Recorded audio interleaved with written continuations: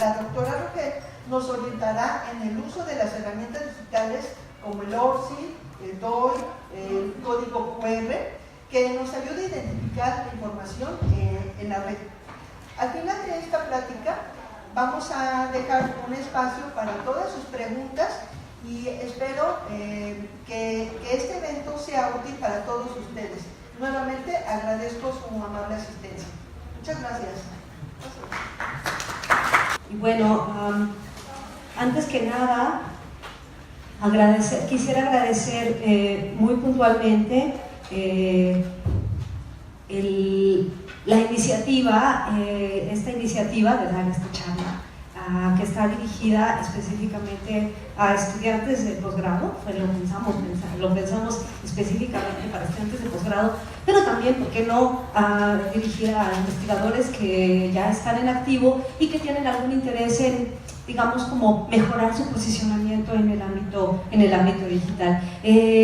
Tal como lo decía Nora hace un momento, fue a raíz de algunas pláticas que hemos sostenido en torno al mejoramiento de la revista veterinaria OA, que ustedes saben se edita aquí en la Facultad de Medicina Veterinaria y Zootecnia de la UNAM, y veíamos una serie de elementos que valía mucho la pena empezar a instrumentar para estar a la vanguardia en los procesos editoriales de la revista. Como ustedes seguramente lo han visto, muchas revistas, sobre todo científicas, estos denominados journals, que empiezan a migrar de lo que era absolutamente papel a lo que es absolutamente electrónico. Y entonces algunas veces nosotros pensamos que esta migración comprende exclusivamente el poner PDFs en línea, ¿no? Y entonces, pues eso es así, claro que no, super tache, ¿no? Yo siempre he leído, los muchachos lo saben bien, hay que hacer una plana completa, cualquiera que ustedes vean, si es una revista o una base de datos o cualquier cosa, que lo único que tiene son muchos PDFs puestos en línea, échense a correr, ¿no? Esa no es edición electrónica, pero entonces acá preguntamos, bueno, ¿qué sí es? Entonces, en este trabajo de, digamos, como de acompañamiento para mejorar los procesos editoriales de la revista veterinaria OA, veíamos que hay muchos elementos que pueden ser mejorados y aprovechados, pero este mejoramiento de la revista tiene que ser paralelo también a una capacitación constante de los propios investigadores y de los estudiantes para conocer estas nuevas herramientas, estas nuevas estrategias y qué implica, porque a veces no solamente porque nos obligan como miembros del SNI o como para obtener nuestra carrera BRIDE y todo esto a publicar, sino porque también tenemos resultados que queremos publicar. Y a veces, con esta velocidad con la que se han movido últimamente todas las comunicaciones electrónicas, de pronto nos sentimos un poco perdidos y ya no sabemos qué sí sirve, qué no, qué es igual a lo otro, cómo no. Luego a veces uno dice, ¿y eso para qué me sirve? Y luego resulta que sí servía. O hay cosas que uno pensaba que sí servían, resulta que no. Entonces, un poco esta charla era pensando en eso. Y le decía hace un momento a Nora, como de broma, que le decía a un amigo muy querido que ahora anda por acá, y estábamos ayer conversando cuando estaba dándole las últimas pinceladas a esta presentación. Le decía, oye, ¿y de qué vas a hablar? Y le decía, pues no sé bien, creo que voy a poner así como random, ¿no? Hacer como una serie de temas al azar que tienen que ver con cuestiones digitales. Y a mí lo que me gustaría es, la verdad es que son muy poquitas, deben ser, como si ustedes se fijan, unas 5 o 6 estrategias concretas, pero lo que a mí me gustaría es que si de aquí se derivan algunas preguntas, sugerencias, no se esperen al final. Yo quiero que esto sea como un diálogo, entonces no se esperen al final porque luego se nos olvidan las preguntas, sino decir, oye, y ahí a mí me pasó, yo no supe, y entonces que hagamos una especie como de diálogo. Por cierto, esta presentación va a tener algunos ejemplos concretos para el área de veterinaria y zootecnia, en términos generales también para algo vinculado con ciencias pecuarias, porque es el área que nos compete, ¿no? Les ofrezco una disculpa a los colegas que de pronto están en otras áreas, ya cuando hablemos de otras áreas hablaremos de esas, pero traemos concretamente ejemplos vinculados con el área de veterinaria, zootecnia y ciencias pecuarias, porque estamos en esta facultad que además es hermosa. Y me consiguieron estacionamiento, estoy de lo más feliz. Bueno, pues miren, y por cierto, esta presentación va a estar disponible en mi página de Figshare. Ahorita les voy a enseñar cuál es la página. Prácticamente todas las presentaciones que hago en el marco de conferencias o cursos que doy las dejo colocadas en Figshare. Ahorita les voy a decir cuál es el repositorio para que ustedes puedan descargarla, utilizarla, compartirla, porque un poco de eso se trata. Así que si quieren tomar notas bien, pero es que luego veo que les sacan fotos en las slides, pero si le quieren, ya ahora les digo a dónde va a estar disponible. De hecho ya lo está, en un ratito se los digo. Bueno, entonces esto era... me dijeron que si le hacía así, aparecía la magia, ¿no? Estas estrategias para difundir tu producción científica en la era digital, y muchas de las estrategias están, como decía hace un momento, pensadas en los muchachos que están estudiando en este momento posgrados y que ya tienen una huella digital, ¿no? Entonces vamos a partir de esta idea como de la huella digital, es decir, una presencia ya digital. Por lo menos un correo electrónico, muchachos. Entonces, si hay de ahí para adelante, ¿no? O sea, un correo electrónico, y de ahí a lo mejor alguna presencia en alguna red social, y de ahí nos vamos a ir hacia adelante. Con toda certeza, quienes son investigadores con más años, como yo, se acordarán que en nuestra época, pues lo importante era publicar en papel y tener una presencia de ese tipo, pero el día de hoy, no basta solo con eso, toca tener otro tipo de presencias también. Como ya decíamos, esta soy yo.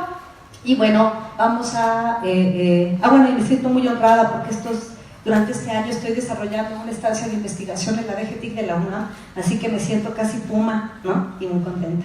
Bueno, vamos a empezar. La parte por la cual vamos a empezar va a tener que ver directamente con, creo que es con con tratar de identificar lo que sería la comunicación científica. Y yo sé que lo que a nosotros nos interesa en esta charla es, bueno, ok, ya tengo resultados de investigación y lo que quiero es publicar, ¿no? Y lo que quieren es rápido la pregunta de ¿a dónde voy a publicar? ¿Cómo busco las revistas que valen la pena? Y todo esto. Pero si lo pensamos antes, tendríamos que reconocer que el proceso de comunicación tiene dos vías. No solo la comunicación científica, todo tipo de comunicación. Hace un momento que yo llegué y el salón estaba vacío, aunque yo estuviera aquí con mi presentación lista, aunque yo tuviera algo que decir, si no tenía una audiencia, no había comunicación posible. Y es lo mismo, si ustedes hubieran llegado todos y la conferencista no llega, lo mismo, no hay como un feedback del otro lado. Para que exista comunicación tiene que haber, por lo menos en términos básicos, un emisor del mensaje, un receptor y un mensaje en el medio. Ahora, antes incluso de pensar en qué lugar voy a publicar y cómo voy a hacer más visible mi publicación, lo primero que nos tenemos que preguntar como investigadores, sin lugar a dudas, es, bueno, ¿y dónde consigo información? Porque no hay manera de investigar si antes no leo. Y dependiendo de la calidad de la información que yo lea o que yo recoja, va a ser la calidad de la información que yo voy a generar. Bueno, entonces, vamos a empezar en un principio en estas dos vías, pensando en la comunicación científica, en nosotros como consumidores de información y después nosotros como generadores de información, ¿ok? Vamos primero por el lado de qué sucede cuando nosotros consumimos información científica, ¿ok? Me voy a este punto y quizá la primera pregunta que vale la pena destacar en este punto es, bueno, ok, ya, en serio, ¿no? Seamos serios. ¿Cómo y dónde busco información pertinente, de calidad? Se trata, cuando estamos haciendo investigación, y esto siempre lo decimos cuando somos profesores de metodología y luego a veces no nos sale muy bien a nosotros mismos y nuestros alumnos también lo saben, nos toca buscar exhaustivamente todo lo que sea publicado o difundido. Quiero insistir mucho en este binomio, porque cuando empezamos a hablar de edición científica, una cosa, se separa la idea de publicar y difundir. Cuando antes hablábamos solamente de edición en papel, publicar y difundir era casi similar, pero el día de hoy estos dos elementos se separan, ¿no? Entonces dejen esa idea guardada aparte, publicar y difundir no son lo mismo en la era digital, pero entonces reconociendo este otro punto es, bueno, ¿dónde vamos nosotros a buscar toda la información que se ha publicado o difundido sobre nuestro tema de investigación para identificar si de verdad mis resultados de investigación son un aporte al campo del conocimiento? A ver, ¿qué pasa? Resulta que nosotros tenemos, por ejemplo, nuestra tesis doctoral o estamos haciendo una investigación y decimos, esto es un gran aporte. Pero ¿cómo tenemos la plena certeza que es un aporte si no hemos leído todo lo que hay en el campo de conocimiento para afirmar con plena certeza que de verdad es un aporte? A lo mejor no habíamos leído algo similar, pero ya se había hecho y resulta que yo que sé que en Singapur es de lo más común, nada más que nosotros aquí pues, no lo sabíamos. Entonces, no podemos tener, y más en áreas científicas, y más en áreas vinculadas a cuestiones médicas, como lo es la veterinaria, la zootecnia, las ciencias pecuarias. A lo mejor ustedes me dirán en las áreas de ciencias sociales de donde yo provengo, a lo mejor hay como resultados de investigación que son más propiamente regionales. Pero en medicina veterinaria, pues casi siempre, ¿no? O sea, una enfermedad de de una especie es una enfermedad de una especie, no importa dónde uno esté, ¿sí me explico? Entonces, por eso es relevante saber si de verdad lo que yo estoy diciendo es un aporte. Si yo no puedo identificar este aporte, de publicación ni hablo, ¿no? O sea, eso es quizá lo primero que tendremos que hacer. Ahora, ¿dónde yo voy a buscar esta información? Bueno, por supuesto, pues que pueden empezar por Wikipedia y el Rincón del Vago y todas esas cosas, pues que esté prohibido, ¿no? Es que sería una lástima que nos quedemos ahí.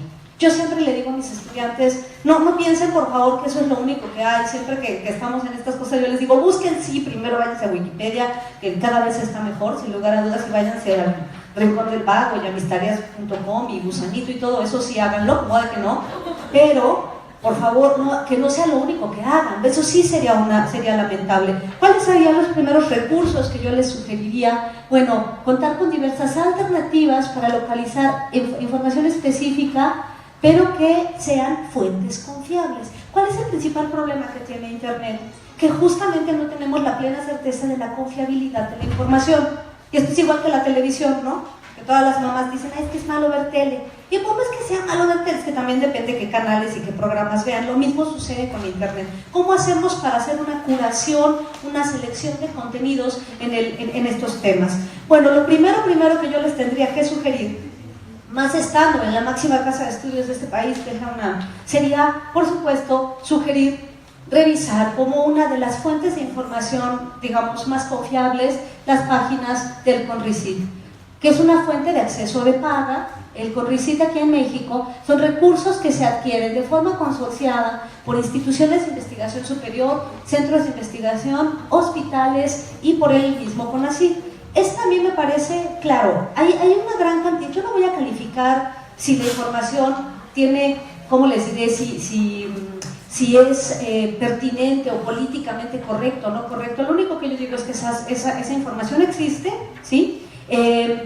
Y desde hace ya 6 años, lo que sucede, toda la información que ustedes, prácticamente toda la información que encuentran en esta página, cuando ustedes ponen www.conricit, es información de paga, prácticamente toda. ¿Qué quiere esto decir? Que si ustedes, son todas estas revistas científicas carísimas, que para poder tener acceso a ellas toca pagar. No se preocupen, no lo pagan de su bolsa, ¿sí? Se paga con el dinero de las bibliotecas. Hasta hace 5 años, como sucedía, era que cada biblioteca de cada universidad le compraba las bases de datos de información de manera independiente.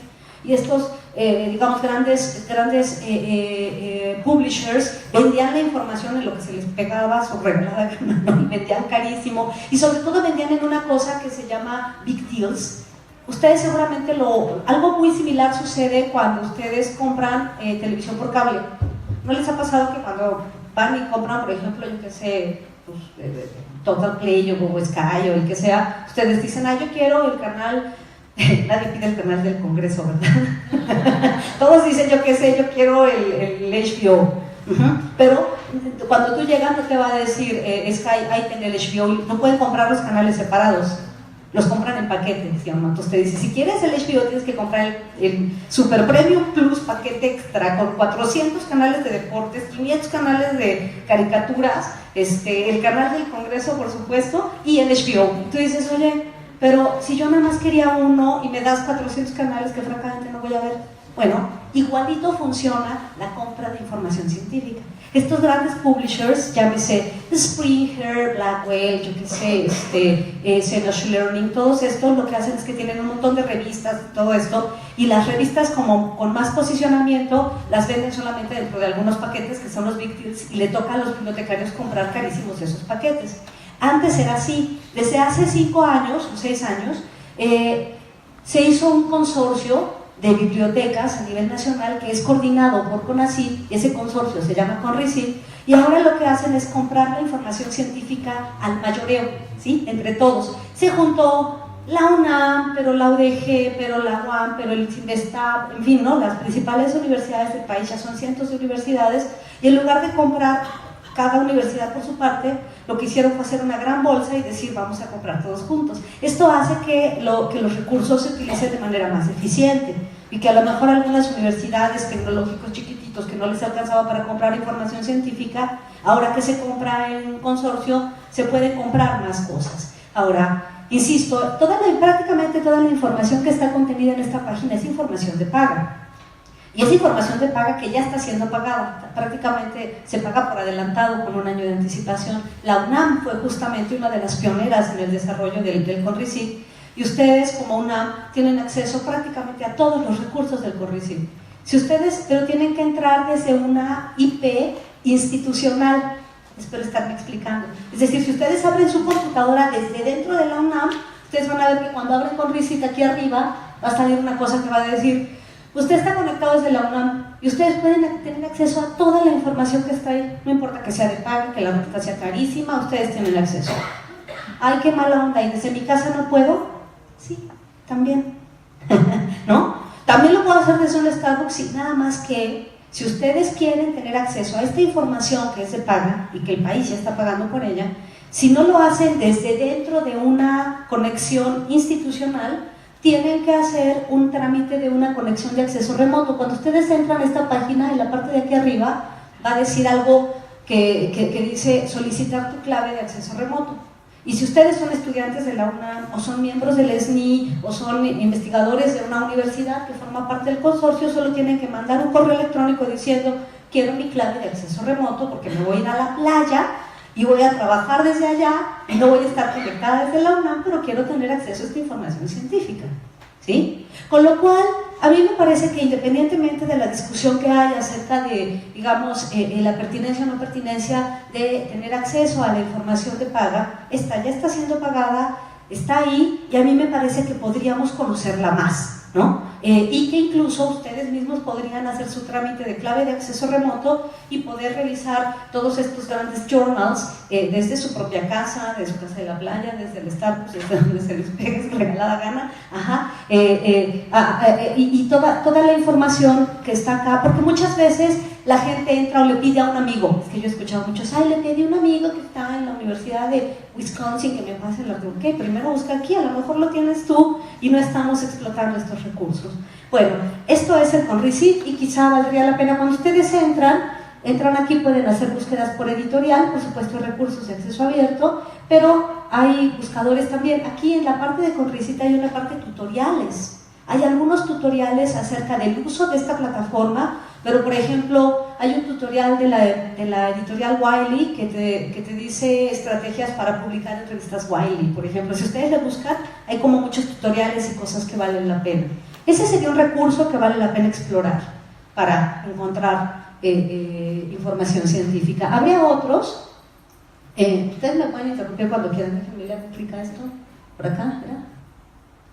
Ya, ahí. Ahora, hay otros que son fuentes de acceso, lo que les acabo de decir de CONRICIT son prácticamente todo acceso de paga. Insisto, no lo pagan ustedes, lo paga el país, ¿no? Pero bueno, se paga, ¿no? Ahora, las fuentes de acceso abierto, ¿cuáles serían? A mí me gustaría destacar 3 tipos de fuentes de acceso abierto que vale la pena explorar. Por un lado, tanto Cielo, que seguramente ustedes lo ubican, que es este proyecto de revistas científicas que se desarrolla en América Latina, pero también el AJOL, que significa African Journal Online, que es también de Cielo. Cielo tiene una versión en América Latina y otra versión en África, que, digamos, juntos Cielo es el principal agregador de información científica de América Latina y de África. En el caso de Cielo, ustedes seguramente conocen la página, se pixeleó un poco, pero es la página de Cielo que tiene, ahí está, que tiene registradas en su base de datos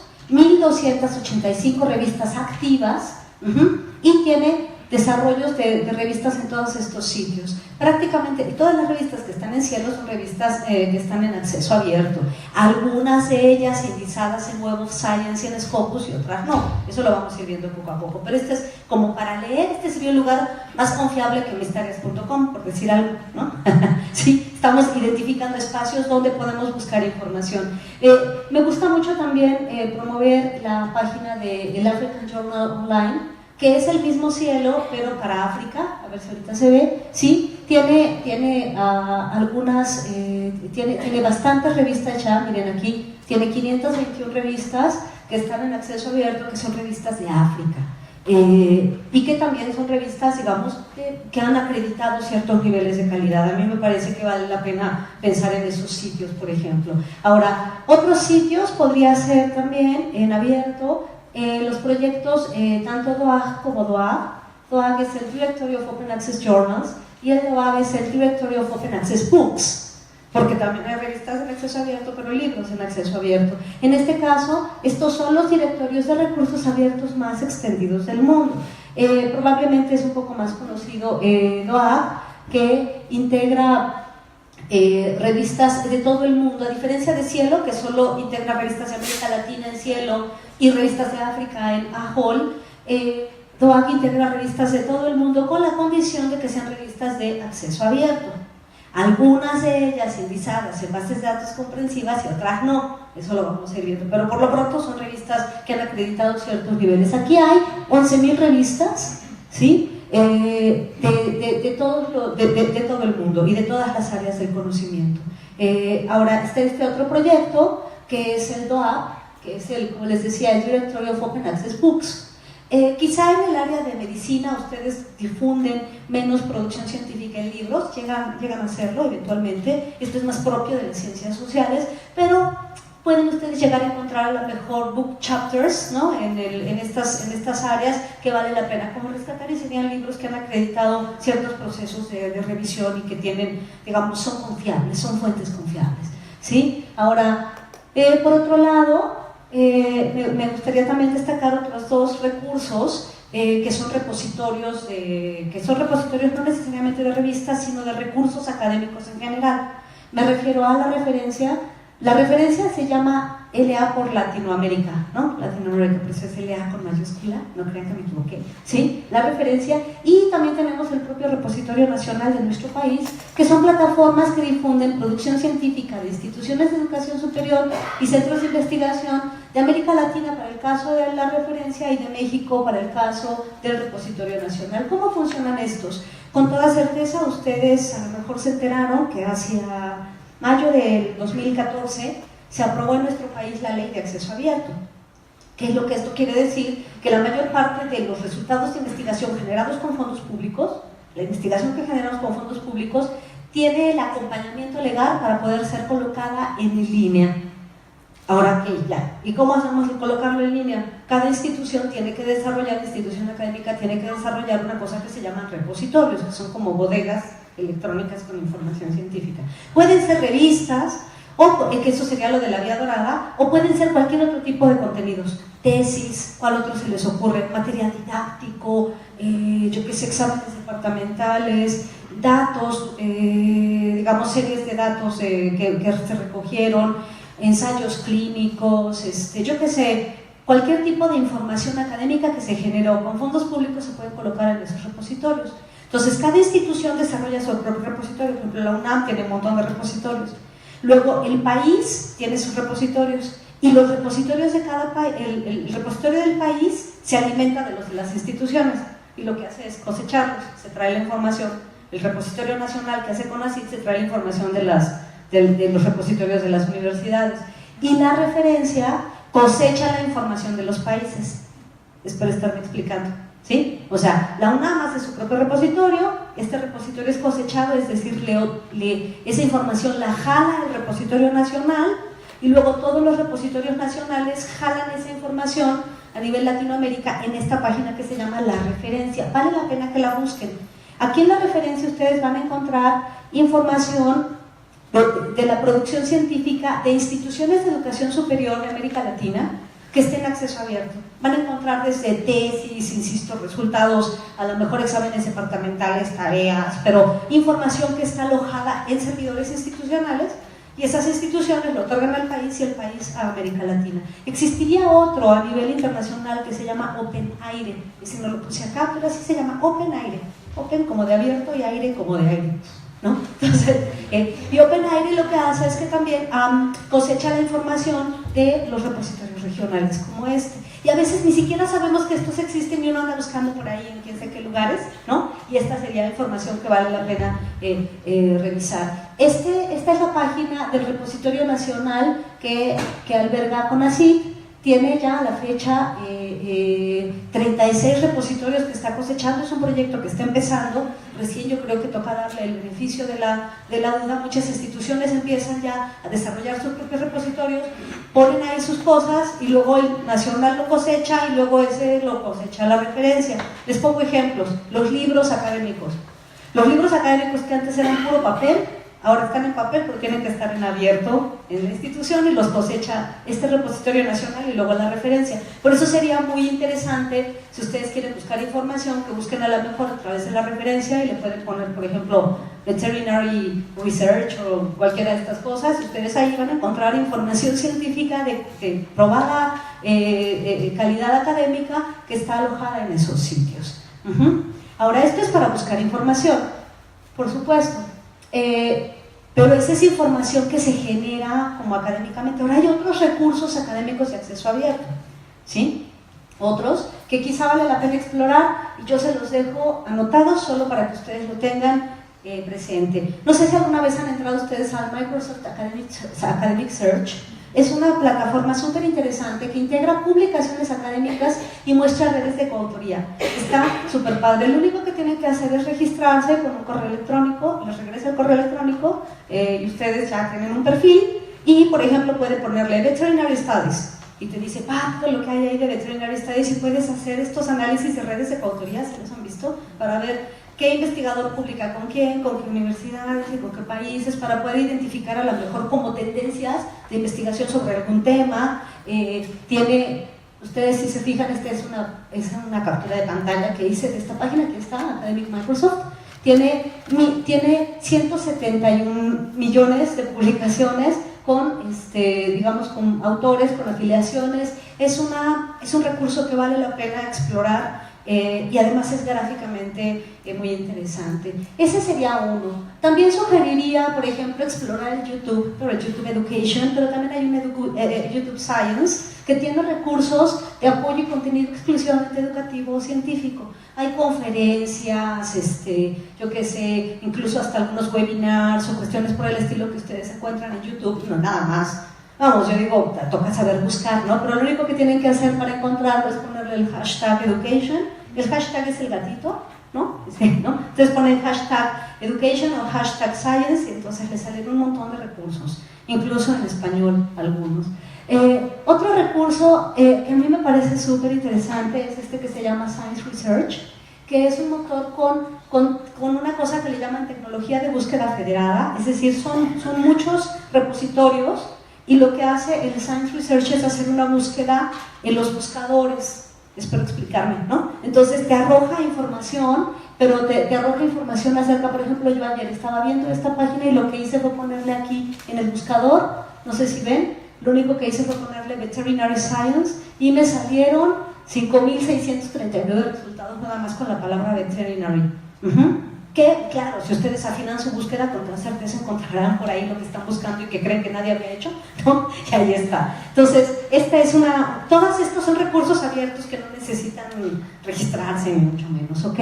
Habría otro recurso que es súper interesante, que está en español, se llama así, ciencia.gov, que es de Estados Unidos, pero los recursos y la interfaz está en español. Indiza más de 60 bases de datos y 200 millones de páginas con información científica y tiene búsquedas avanzadas. Aquí también hice, pero no puse esa página, hice una búsqueda también solo con la palabra veterinary y me salieron un montón. Y además, como es una búsqueda en vivo, te van saliendo cada vez como se va refrescando automáticamente y te sale información, o sea, no acabas nunca de leer. Yo no deja de investigar porque dice, claro, lo que yo quiero hacer ya está hecho. ¿No? Y ahí uno es cuando se deprime. Pero bueno, hay un montón de información que vale la pena. Y este otro, World Wide Science, no, este es el que es en tiempo real. World Wide Science son distintas bases de datos y portales científicos con una plataforma multilingüe, también tienen una parte en español, en inglés, en fin, ¿no? Y es una búsqueda en tiempo real. Aquí, si se fijan, yo le puse veterinary por aquí, y aquí va saliendo 98 total, y cada vez, conforme ustedes dejan prendida la máquina, siguen apareciendo y apareciendo porque se van como sumando nuevos recursos que va encontrando. Es algo bastante interesante. Todos estos recursos están ahí, y yo por eso digo, claro, está bien que ustedes busquen a lo mejor en Wikipedia y que busquen en mistareas.com y todas esas páginas que digamos que existen, ¿no? Pero qué pena que solo nos quedemos ahí. Eso sí sería una pena, y no explorar otro tipo de recursos en los que vale la pena consumir información. Ahora me quiero pasar del otro lado, suponiendo que ya buscamos toda la información que queremos buscar sobre el campo de estudios que nos interesa, y vamos a suponer que sí es cierto que lo que estoy haciendo es un hallazgo.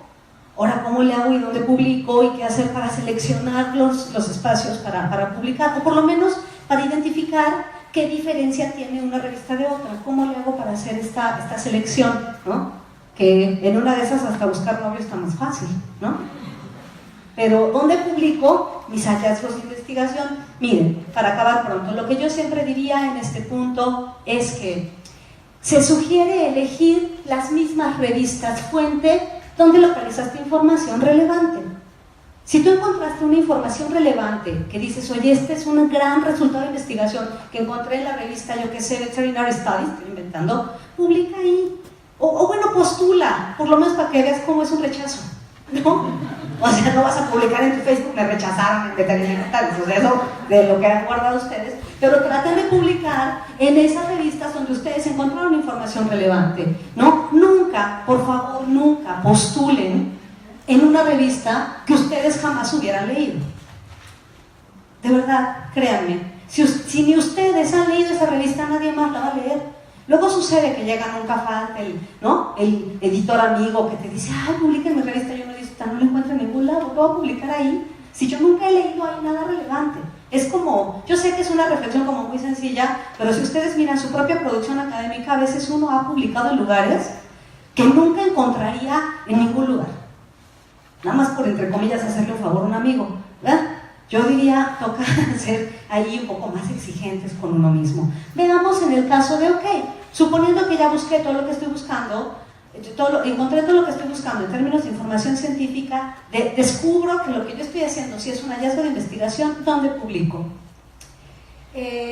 ¿Cómo identifico fácilmente revistas científicas por área del conocimiento y sus indizaciones? Yo aquí no quiero decir, insisto, si estas bases de datos son buenas, son malas, son promovidas por la mano que mece la cuna, porque ya ven que luego, ¿no? Ay, es que esos son del mal y estos otros son del bien. No sé, yo lo único que hago en este caso, porque es en el acuerdo con nuestros colegas de veterinaria, era decirles cómo encontrar fuentes, y son ustedes los que van a decidir si esas fuentes son pertinentes para que ahí se publique lo que ustedes quieren publicar o no, ¿verdad? Bueno, hay un recurso que a mí me encantó, francamente, y lo promuevo mucho porque me parece un gran recurso que fue desarrollado en Argentina, que se llama Malena, así se llama, no lo pierdan de vista. Malena es una plataforma que fue desarrollada en Argentina, pero no tiene solo revistas argentinas, tiene revistas editadas en toda América Latina, ¿ok? Cuando ustedes entran a esta interfaz, ustedes van a encontrar publicaciones periódicas y tiene ahí integrada su política editorial en materia de accesibilidad, en materia de autoarchivo, es decir, si me permite digamos, el acceso abierto, me permite autoarchivar mis contenidos, ahora vamos a explicar eso, en qué bases de datos está indizada, dónde está registrada, si estuvo registrada y dejó de estarlo. Es como un directorio que está actualizado para toda América Latina. Cuando uno tiene una revista y dice, bueno, ¿y esta revista de qué pata andará cogiendo? ¿Verdad? Entonces uno entra a Malena y le pregunta a Malena y Terran sale. Insisto, no solamente tiene recursos para Argentina, tiene recursos de revistas de toda América Latina, y es un desarrollo que a mí me parece muy pertinente. Felicito mucho a mi querido colega Fernando Ariel, que es uno de los promotores de este desarrollo, que yo lo presumo muchísimo porque vale la pena. Pocas veces uno encuentra un lugar a donde encuentra todo esto integrado. Así que vale la pena revisarlo, no lo pierdan de vista. Malena, le ponen ahí CAICID. Como les digo, la presentación está en el Figshare, pero si quieren tomar nota, tomen nota, que vale la pena, yo digo, ¿no? Ahora, esto es para saber de revistas latinoamericanas dónde están indizadas o registradas. Ahora vamos a ver otro punto. Vamos a México. Y las mexicanas, porque lo que les acabo de decir son recursos de toda América Latina. Ahora, para el caso concreto de México, pienso que vale la pena que como investigadores o estudiantes de posgrado sepamos alguna cosa que ya sabemos los editores, que sufrimos enormemente, porque ya ven que de pronto con CONACYT viene, cambia las políticas. De hecho cambió las políticas en el 2016, pero es como una labor de, digamos, como de extensión de educación continua. Ustedes tienen que saber, ¿se acuerdan cuando existía una cosa que se llamaba el índice de revistas mexicanas? Pues ya no existe, ya desapareció. Entonces es mejor que de una vez lo borren de su léxico y que no digan, ay, voy a publicar una revista del índice, porque ya no existe el índice, muchachos, se desapareció, ¿no? Porque ni era índice, ni mucho menos. ¿Se dieron cuenta? Índice es cuando genera indicadores por el index, y la verdad, eso que había no era un índice, era una lista, ¿no? De revistas. Lo que hay ahora tampoco es un índice, y por eso no se llama índice, se llama Sistema de Clasificación de Revistas Científicas y Tecnológicas. Entonces, me parece que como investigadores tenemos que saber, o estudiantes de posgrado, tenemos que saber que el índice desapareció, ¿no? Luego los editores, si ustedes entran a sus charlas y tal, verán las que sufren para que sus revistas permanezcan o no en este sistema. Pero ustedes como investigadores tienen que saber que ya no se vale que mi profesor, mi investigador, ¿cómo se llama el que me dirige mi tesis, me diga, tienes que publicar una revista del índice? Ustedes voltean y le dicen, no, profesor, porque el índice de revistas de CONACYT ya no existe, ¿no? Y le dicen, claro, como usted sabe, ahora es una cosa que se llama Sistema de Clasificación de Revistas. ¿Y dónde lo encuentro? Pues en esta página. Ustedes le ponen revistas CONACYT y tardan, les sale esta página que está acá, ¿sí? Cuando ustedes entran a esa página, ya le ponen ahí lo que quieren saber para saber cómo quedó clasificada la revista en la que ustedes están buscando.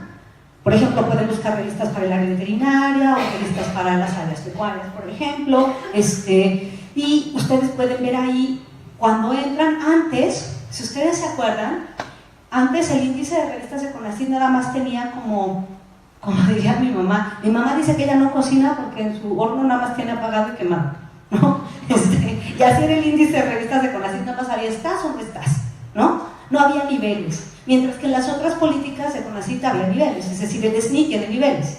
No es lo mismo un candidato que un emérito, por decir, ¿no? O los posgrados tienen niveles, hay que el posgrado de competencia internacional y el de en desarrollo, por ejemplo, ¿sí o no? Bueno, pero las revistas era la única política que nada más estaba, ¿estás o no estás?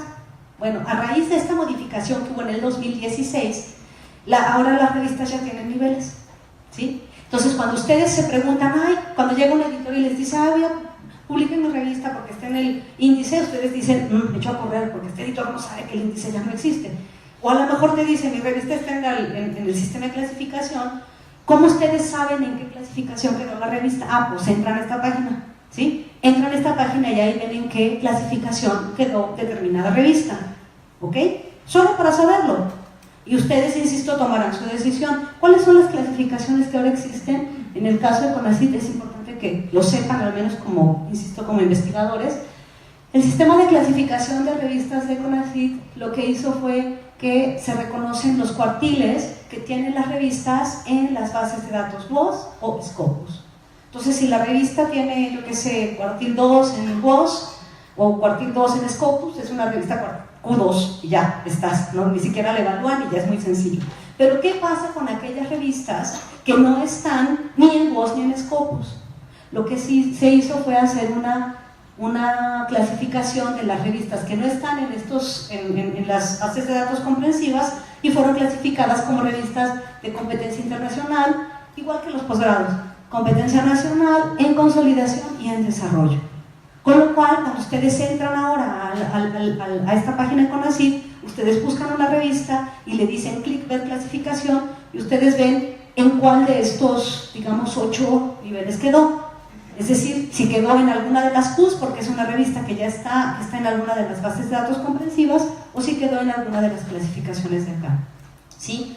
No voy a discutir si es pertinente o no pertinente esta política, solo digo que como investigadores vale la pena saber que esto existe, por lo menos para saber que existe, ¿no? Y luego de ahí tomar decisiones, insisto. Por ejemplo, en el caso de nuestra revista anfitriona, en este caso que es veterinaria, cuando uno le hace clic a ese sistema, yo le hago clic y cuando veo veterinaria me dice, la revista es una revista Q4, porque en el JCR tiene este factor de impacto y en Scopus tiene este otro factor de impacto, y yo ya sé en qué nivel están las revistas, ¿sí? Y ya, sin tener que andar buscando por otros lados. Pienso que es un recurso que a lo mejor muchas veces solo conocen los editores y los propios investigadores no sabemos que ahí podemos encontrar, pues, para saber a dónde están las revistas, ¿no? Por lo menos para saberlo, insisto. Las mejores decisiones son las que se toman con conocimiento de causa. Por favor, y te paso el micrófono para que escuchen los colegas que están en vivo.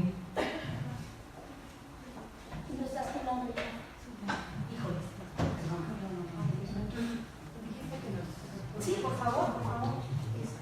Gracias. Este sistema de clasificación de CONACYT va referenciado también al factor de impacto que reporta el Journal Citation Review. Por supuesto. De hecho, mira, está acá, si te fijas. Sí, ¿cómo se llama? Muchas gracias, Rosy, además por venir desde la FES. Sí, de hecho, estos cuartiles se refieren a los cuartiles del factor de impacto que las revistas tienen, ya sea en el Web of Science, en el Journal Citation Report, en el JCR del Web of Science, o en el SJR de Scopus. Puede haber revistas, por ejemplo, el caso de veterinaria es una revista que está en ambas bases de datos, está tanto en WOS como en Scopus, ¿sí? Pero hay revistas que solo están en Scopus y no están en WOS, no importa, quédame aquí. Por ejemplo, hay revistas que pueden estar en Scopus cuartil 2 y ni siquiera están en WOS, quedan en cuartil 2, es decir, heredan el cuartil más alto que tienen en alguna de estas dos bases de datos. Y las revistas que no forman parte de esa, digamos, de las bases de datos comprensivas, son clasificadas en función de estos otros criterios. Ahora, para aquellos editores que están interesados que sus revistas se integren, a lo mejor en este punto de aquí, el propio CONACYT tiene un sistema que le llaman de autoevaluación, a donde las revistas autopostulan. La diferencia es que el día de hoy, lo comento, a diferencia de la política anterior, solamente pueden postular revistas en formato electrónico y que tengan un gestor electrónico, es decir, no que tengan puros PDFs puestos en línea, sino que tengan un gestor electrónico, un software atrás que haga las veces de administración del proceso editorial. Rosy, ¿sí? Espero haberlo explicado. Sí, por favor. Doctora, buenos días, muchas gracias. No, está bien así. ¿Sí? Nada más tengo una pregunta. ¿Este sistema de clasificación es solo para México, para revistas mexicanas? Sí. ¿Y existe otro? Porque yo estoy aquí desde Ecuador y tenemos una revista en una universidad de allá. Por eso es Claro, no. quería saber si hay alguno. Sí, no. Esta es la política mexicana para revistas mexicanas. La colega, para los quienes están en vivo, ella pregunta si esta clasificación es para todas las revistas del mundo, y no. Por México solo hace política pública para México, ¿no? Así como Ecuador hace política pública para Ecuador, con lo cual este sistema de clasificación de revistas mexicanas solo funciona para las revistas registradas en México. Incluso te voy a poner otro ejemplo.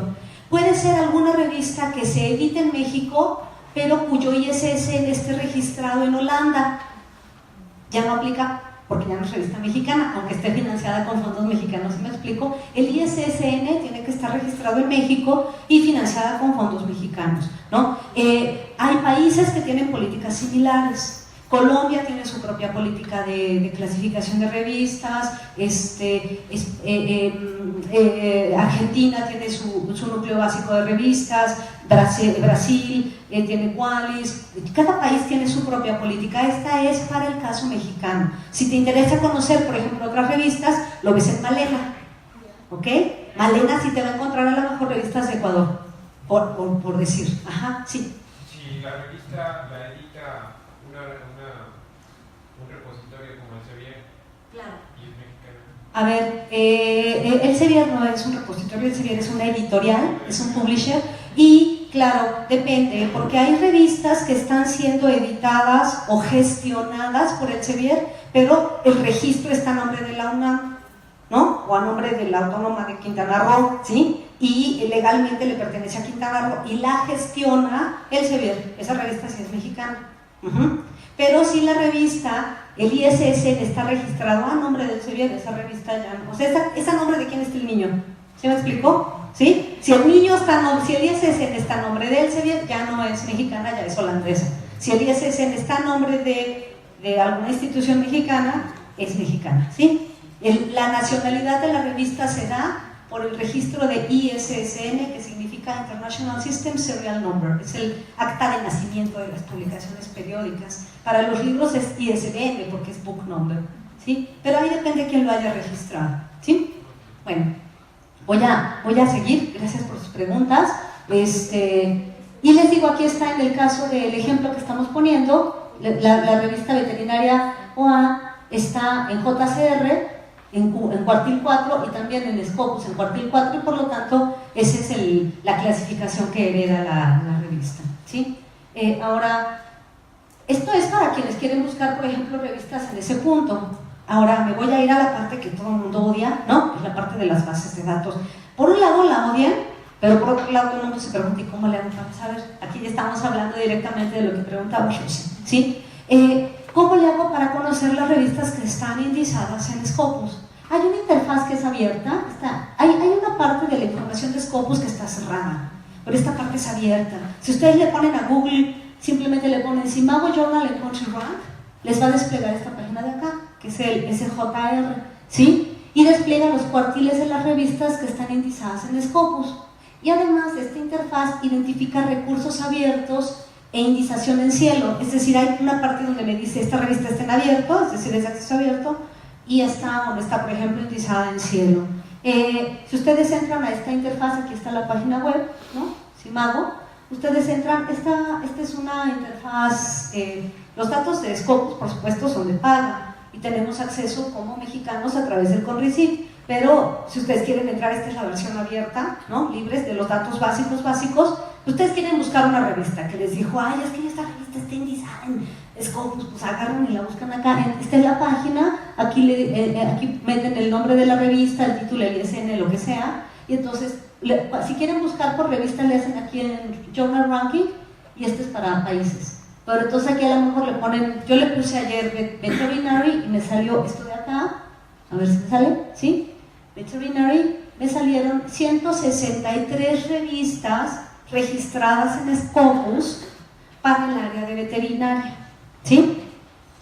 ¿Alguien tiene una calculadora por ahí? Ayúdenme a dividir 163 entre 4. ¿Cuánto da? En su teléfono celular, 163 entre 4 dará como a 40 y pelos, ¿no?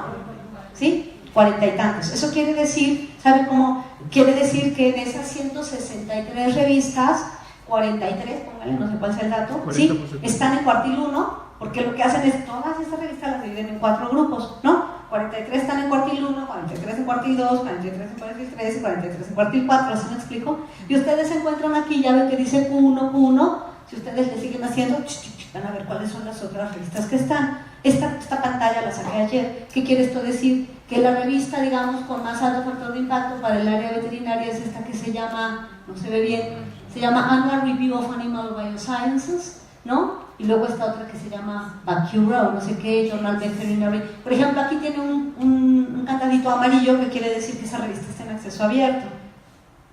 Y si al lado tiene el logotipo de cielo, quiere decir que está en acceso abierto y es cielo. Por ejemplo, en el caso de veterinaria, cuando aparece su candadito amarillo porque es acceso abierto y aparece el dibujito de cielo porque es una revista que está en cielo.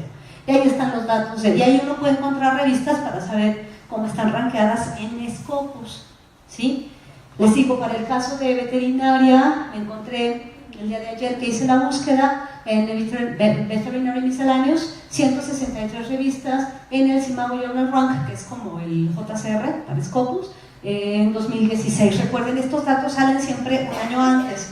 Los datos 2017 van a salir en junio de este año, Entonces por eso ahorita lo más reciente es 16, ¿no? No crean que está vieja mi presentación, ¿eh? No. Es que el dato en junio se actualiza.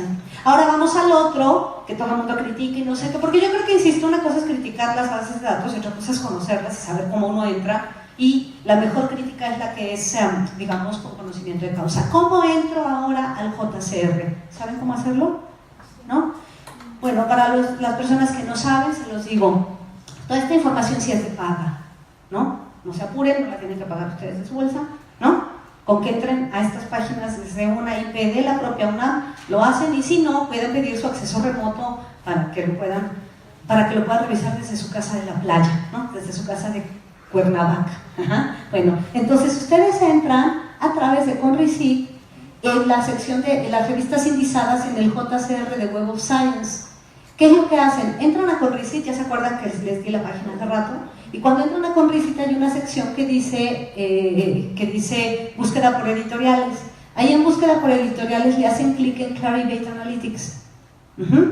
Pero primero tienen que estar logueados, porque si no, no van a ver estas interfaces. Si no están, o entrar desde la UNAM, porque insisto, esta información sí es de pago. Entonces ustedes entran a Clarivate Analytics y ahí le dicen clic a Journal Citation Reports. Ahí le pueden hacer clic también a Cielo Citation Index, porque digamos, el Cielo te genera los indicadores bibliométricos del Cielo Citation Index también aquí, ¿no? Entonces, pero aquí depende de lo que quieran buscar. Pero si ustedes quieren buscar el JCR, entran a Clarivate, aquí le dicen JCR, clic, y entonces les aparece esta página de acá, ¿vale? Entonces, esta de acá, ahí ya se hacía grande, ¿no? Ahí está, ustedes ahí lo ven. También pueden buscar aquí, por ejemplo, datos de Book Citation Index para los libros, porque los libros también hay índices de citas para libros. No insisto en eso porque el área de veterinaria o de medicina no es muy de libros como en sociales, pero si ustedes quisieran podrían buscar también ahí. Y yo ayer le pedí una búsqueda a la interfaz para veterinaria y me salió esto, ¿ok?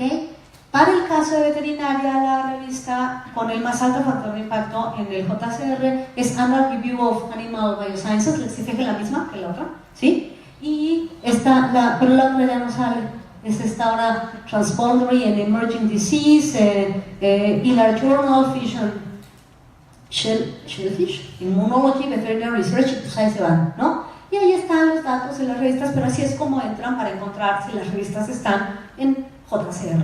¿Sí? Esas serían como las revistas que están en JCR, las revistas que están en Scopus, cómo encontrar las que están en CONACYT, en fin. Ya ustedes luego de eso toman una decisión de si una cosa es buena o mala. Yo insisto, no voy a calificar aquí, solo les estoy diciendo cómo entrar a estos recursos. Para Veterinary Science encontré 136 revistas. Si se fijan, son un poquito menos revistas que Scopus. En Scopus había 163, creo, y aquí hay 136, o sea, hay 30 revistas más en Scopus que acá. Siempre es una base de datos más grande la de Scopus, ¿ok? Bueno, y ya, eso me permite identificar a dónde es que están las revistas como registradas o no. Ahora, yo quisiera, si esto me hace caso, decir, eso es lo que sí es, o al menos lo que está reconocido por las comunidades científicas, pero yo siempre digo, cuidado, ¿no? Beware, por favor, advertencia, estafa. Hay un montón de revistas y de índices que son fraudulentos. Y yo aquí creo que tenemos que estar siempre a las vivas, o sea, como ese cuando te hablan y que te dicen, te has ganado un crucero por el Caribe para 2 personas, solo deposita, ¿no? 5,000 pesos en el Oxxo más cercano, ¿sí? Bueno, así como eso igual, es esto otro, digamos, prácticas fraudulentas alrededor del mundo científico. Quisiera mencionar al menos estos casos. El caso de índices fraudulentos, porque hay revistas fraudulentas, pero hay índices fraudulentos. Nunca falta el editor que no tiene suficiente conocimiento del tema y se deja engañar porque, ya entraste al Science Impact Factor. No, ya te ocurre. Claro, y si tú eres autor y te dicen, oye, que mi revista está en el, Directory of Indexing en Impact Factor. No, cuidado. Hay un montón de índices que no existen. Estos otros índices de los que yo acabo de hablar, insisto, son súper criticados por el mundo académico, pero son los que son utilizados para hacer políticas científicas científica en la mayor parte de los países del mundo.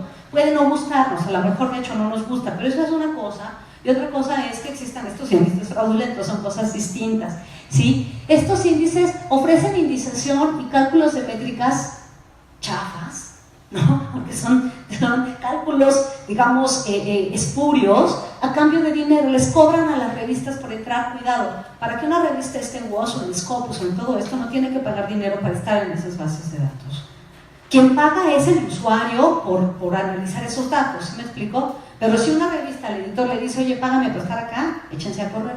Ahora, no son confiables, son poco transparentes y no están validados por la comunidad científica. No son tenidos en cuenta por ninguna agencia de evaluación de ciencia nacional, y a mí me parece que lo único que podemos hacer en este caso es denunciarlo y decir, cuidado con todos estos. Yo aquí saqué, hay un montón, pero yo aquí saqué este que se llama International Impact Factor, Journal Indexing, que ya vieron que su interfaz es idéntica en términos de colores a la de Web of Science. O sea, hasta en eso es como las páginas de los bancos piratas, así que hasta las imitan igualito. Por esa razón yo lo que digo es, independientemente de la decisión que ustedes tomen, es mejor que sepan entrar a las bases de datos de Adebis, ¿no? Para ver cómo están ahí, que luego no se dejen engañar por una revista que esté en estos otros índices que quién sé qué pata cojean, ¿no? Site Factor, hay un montón de índices que son chafísimas. Esto se los dejo ahí anotado. Hay un investigador de un grupo de investigación español que se llama S3, él es Rafael Repiso. En esa liga que está ahí, ustedes pónganle nada más en Google, Rafael Repiso, índices fraudulentos, pónganle a Google y les va a salir este recurso. ¿Qué es lo que hace Rafael Repiso? Hace una lista de 36 páginas recogidas por Jeffrey Beall, a donde él identifica indicadores falsos. Y bueno, lo único que toca es estar siempre atento. Si ustedes de verdad tienen un tesoro, si ustedes de verdad tienen un aporte de investigación serio, elijan muy bien la revista donde va a ir y que por favor no esté. Si una revista cayó en las garras de estos, quiere decir que el editor no es muy ducho en esto. Entonces mejor, más vale, ustedes tienen el poder de echarse a correr y decidir dónde se publicar y dónde no, yo diría.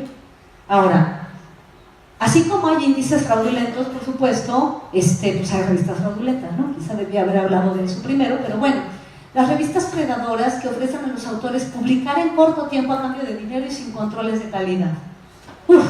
¿Nunca les ha llegado un correo electrónico, no? Sí. Que dice, estimado profesor, leímos su tesis doctoral que es buenísima, se la vamos a publicar, por favor, nada más páguenos todo este dineral, y ahí van ustedes al área de administrativa, ay, me están pidiendo publicar mi tesis para agarrarlos a manazos, ¿no? Claro que no, todo eso es fraude, y no falta el autor que cae en eso. Entonces, claro, en su momento Jeffrey Beall hizo una lista de editoriales predadoras y fue criticadísimo, no saben cuánto, porque claro, incorporó en su lista editoriales predadoras a muchas revistas latinoamericanas, ¿no? Y de hecho, hubo un escandalazo porque llamó a Nuestras Formas de edición, ¿cómo le llamó? Favelas científicas, y se armó la discusión, en fin, no voy a entrar en la discusión acerca de esto, solo sé que está ahí. Después al final Jeffrey Beall desapareció su página, porque él tenía una página donde tenía listadas todas las revistas que había identificado como revistas predadoras, la página la dio de baja. En este caso, por ejemplo, esta la rescataron, está en predatoryjournals.com. Encuentran esa lista que a lo mejor igual desaparece porque a la gente no le gustan mucho las listas negras, porque claro, a nadie le gusta estar en una lista negra, porque claro, de pronto llega a ver en estas revistas en estas listas de revistas predadoras, revistas que no son predadoras, y yo digo, pues es que a lo mejor algunas revistas no son predadoras, pero están tan mal hechas que se parecen, ¿no? Entonces, más vale cuidarse. Hay otras formas también de identificarlo. Yo digo, aquí está, ellos lo que hicieron fue en esta página recoger esto. Podemos estar o no de acuerdo con digamos, la discusión que abrió Jeffrey Beall. Lo que sí es cierto es que los académicos debemos estar muy pendientes de no caer en las garras de una revista predadora o de un indizador predador, ¿sí? A cambio, por ejemplo, algunos otros lo que dicen es, y aparte hay editoriales predadoras. Bueno, miren, la odio con todo mi corazón, que lo sepa el mundo. Editorial Académica Española. ¿Nunca les ha llegado un correo electrónico? Pero es que cómo dan lata de veras. O sea, estos y los de Bancomer que me están ofreciendo tarjetas de crédito, los odio al mismo nivel. O sea, no hay forma de verdad. Todas estas, miren, si ustedes le ponen simplemente Predatory Publishing van a encontrar un montón y hay muchos blogs que las denuncian.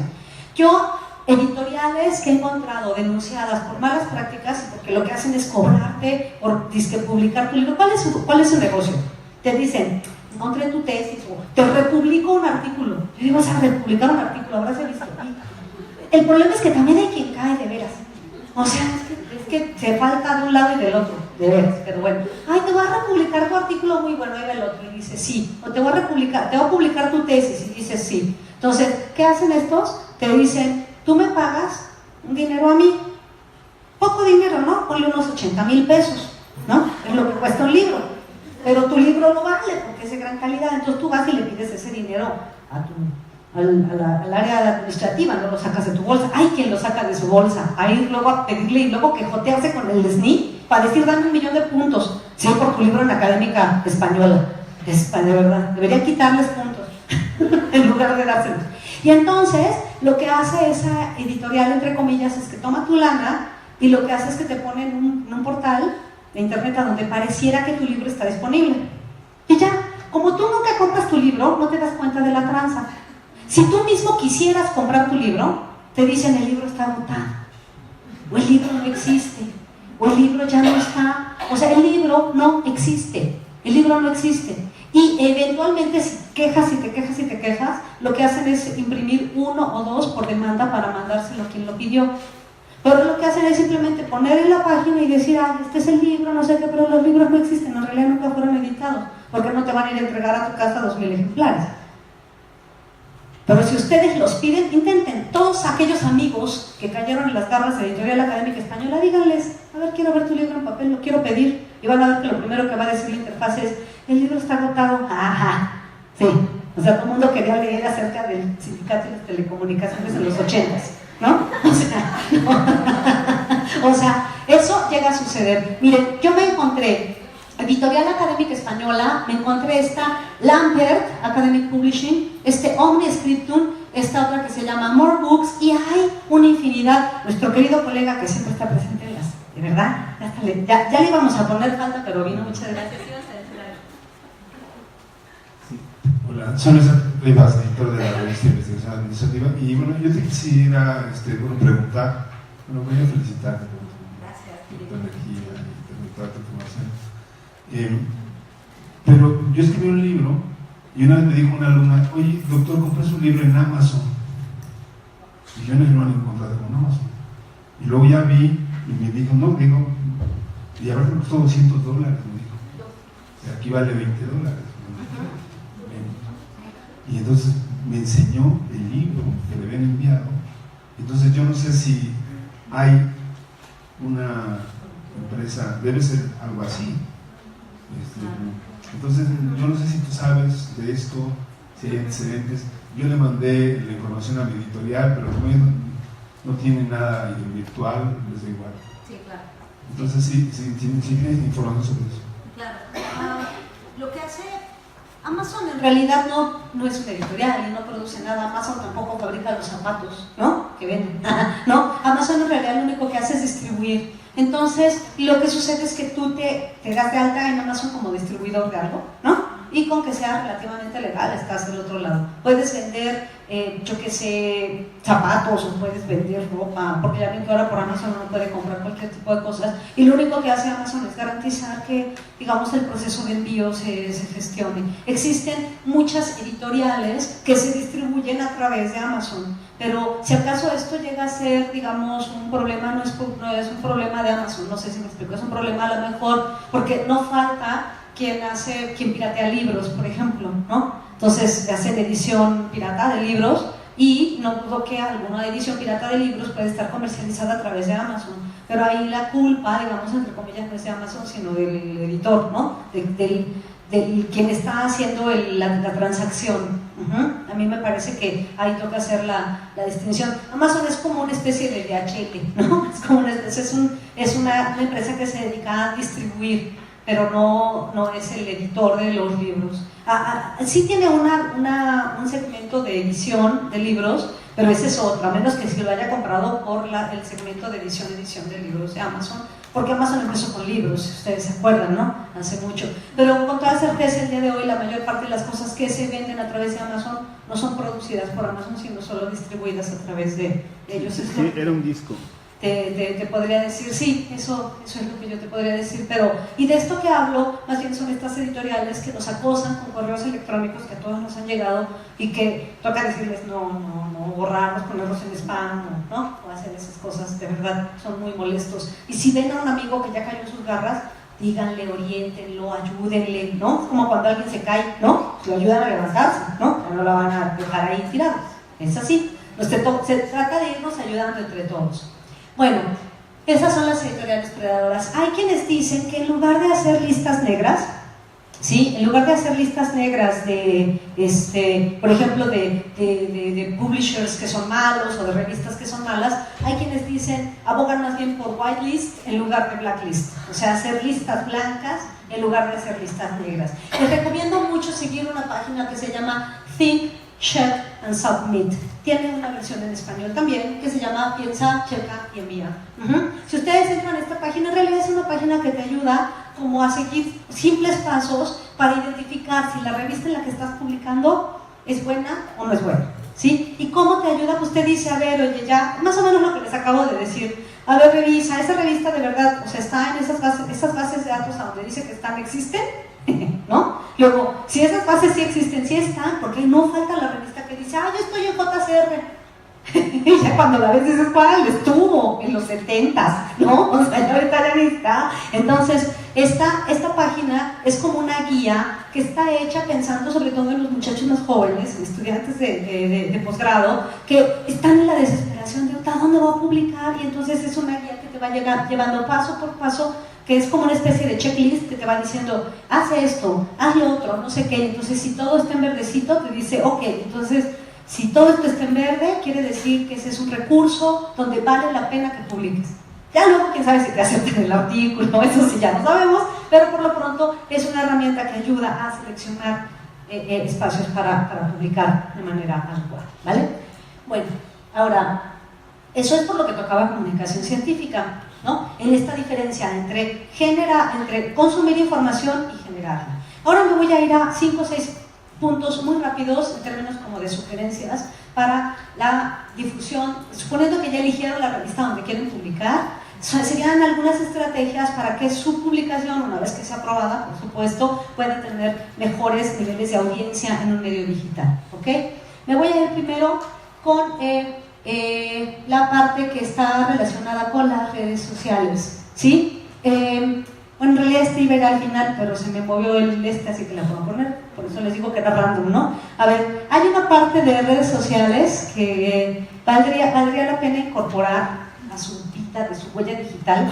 Quizá para los chicos más jóvenes es más sencillo, para los que somos más grandes estamos a flojera abrir el Facebook o el Twitter, ya no hablamos de las demás, pero estas redes sociales nos ayudan, insisto, este tema estaba más adelante, pero lo abordo ahora.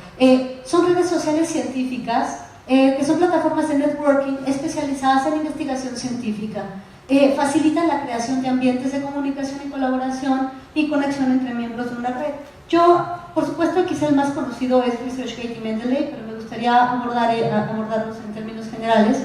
ResearchGate es como una red social, a los que muchos ya la conocen con toda certeza, pero yo se las explico así, como un Facebook, pero como para la ciencia, ¿sí? O sea, en lugar de compartir ahí las fotos de, yo qué sé, del cumpleaños de mi nena, ¿no? Que salió re bonita con su pastel, ¿sí? Acá lo que hago es compartir los artículos que acabo de publicar, las conferencias que di, los cursos que estoy dando. Es una red social para compartir particularmente cuestiones de investigación, ¿no? Académicas. Y entonces eso me permite hacer amigos, digamos, virtuales, pero con esa misma temática. Si yo trabajo, yo qué sé, díganme un tema de veterinario, porque yo lo más que llego es a atender un gatito, pero si me dicen, bueno, sea un tema que ustedes trabajen y ustedes le ponen ahí, yo qué sé, a lo mejor ustedes trabajan toxicología, entonces dicen, todos los que trabajan toxicología se hacen amigos y tienen ambientes virtuales donde colaboran, en fin. Eso es ResearchGate. Yo pienso que vale la pena tenerlo porque ayuda también a colocar información, en fin. Hay otro que es Academia Edu, que recientemente empezó a tener algunos problemas, porque los investigadores lo que hacían era colocar su información ahí, pero como lo hacían sin permiso del editorial, empezaron a tener problemas. ResearchGate no tuvo tanto ese problema porque lo que hizo fue retirar los artículos que sí tenían esos problemas. Ahora vamos a ver cómo podemos eludir ese tipo de problemáticas un poco más adelante. Esta MethodSpace es una red social, pero exclusiva para compartir elementos vinculados con metodologías, ¿no? Es súper interesante, solo metodologías, metodología de investigación, ¿no? Una red social solo para esos temas. Hay otra red social que sería esta otra, aparece, está Mendeley. Mendeley a mí me encanta, es una red social donde también te puedes colocar, postear tus publicaciones, pero lo que más interesante de Mendeley es que también tiene un gestor de bibliografía, es decir, me ayuda a gestionar mi bibliografía para, si la revista a la que voy a enviar me pide que sea Vancouver o me pide APA o lo que sea, me ayuda a gestionar mi bibliografía, digamos, electrónicamente, así que es una, y es muy buena. Antes era libre, sigue siendo libre en una parte, pero la adquirió Elsevier y ahora, digamos, si tienes más de 1000 referencias ya tienes que pagar por ellas, ¿no? Pero no se preocupen, hay también gestores bibliográficos que están gratuitos, hay otros que son adquiridos a través de Conricit. ¿Vas a decir algo, Rosy? Sí, Mendeley la tiene suscrito la UNAM, La versión en general, claro. Sí, y algunas universidades a través de Conricit también tienen comprado, por ejemplo, EndNote o Mendeley, pero por ejemplo, si ustedes en la universidad en la que están no tienen adquirido algún software para gestión de bibliografía, pueden usar software libre para ello, como Zotero, por ejemplo, ¿no? Entonces, ahí están. Y estas serían, pero yo de estas iba a hablar después. Estos eran los últimos temas que yo iba a ver, el tema de los altmetrics, que tienen que ver con las métricas alternativas, porque claro, existen estas métricas tradicionales, las métricas como del factor de impacto, del índice H, del índice de citas para los autores, pero el día de hoy existe una cosa, bueno, se le llama, de hecho Altmetrics es una marca registrada ya de un tipo de métricas, pero a Altmetrics se le llama en general a métricas alternativas que son generadas sobre la distribución en redes sociales de nuestros contenidos académicos. ¿Qué es esto? Híjoles, está... Y es algo que resulta interesante porque en algunos países, sobre todo europeos, estas métricas alternativas son eventualmente utilizadas para evaluar la trayectoria de los académicos. Es decir, ante la crítica que existe de, yo qué sé, ay, es que el factor de impacto es bien difícil, o el índice de citas, son citas de los amigos y todas esas cosas que siempre escuchamos de las críticas, es ok. Si además de esas, digamos, métricas las complementamos con otras, ¿de qué tipo serían? Estas altmetrics son estas métricas que se generan acerca de la manera en que el trabajo académico, por ejemplo, un artículo, una conferencia, un algo, es difundida en línea. Es decir, cada una de estas, como colorcitos que ustedes ven, es una marca registrada, así se llama, es un tipo de métricas que se llaman altmetrics, que están registradas, ustedes las buscan y las van a encontrar, hay muchos repositorios que las usan. Y por ejemplo aquí te dice cuántas veces fue facebookeado. Por ejemplo, si ustedes tienen un artículo que publicaron y está en acceso abierto y ese artículo fue facebookeado, pero fue retuiteado, pero fue instagrameado, pero fue snapchateado, pero fue, ¿sí? En cada una de estas redes sociales, cada una de estos colores, ¿sí?, se refiere a algo distinto. Por ejemplo, los pines en el Pinterest, en fin. Y entonces lo que hacen es evaluar, bueno, más bien valorar o poner gráficamente el impacto que en redes sociales tiene un artículo científico. Resulta interesante, sobre todo por aquellos que están interesados. Claro que eso incrementa, por supuesto, tus posibles citas, incrementa tus lectores, pero para eso necesitamos que nuestros investigadores tengan Twitter, por ejemplo, ¿no? Y que lo usen, por ejemplo, ¿no? Y que lo usen para esto, porque también lo pueden usar para otras cosas. Entonces, en un estudio que se había realizado, un poco vinculado con los temas de las altmetrics, se preguntaban, oye, ¿las altmetrías serán pertinentes para el caso de América Latina? Y la respuesta en general era todavía no. ¿Por qué todavía no? Porque nuestra comunidad académica no tiene, digamos, no tiene una alta permeabilidad al uso de las redes sociales con fines académicos.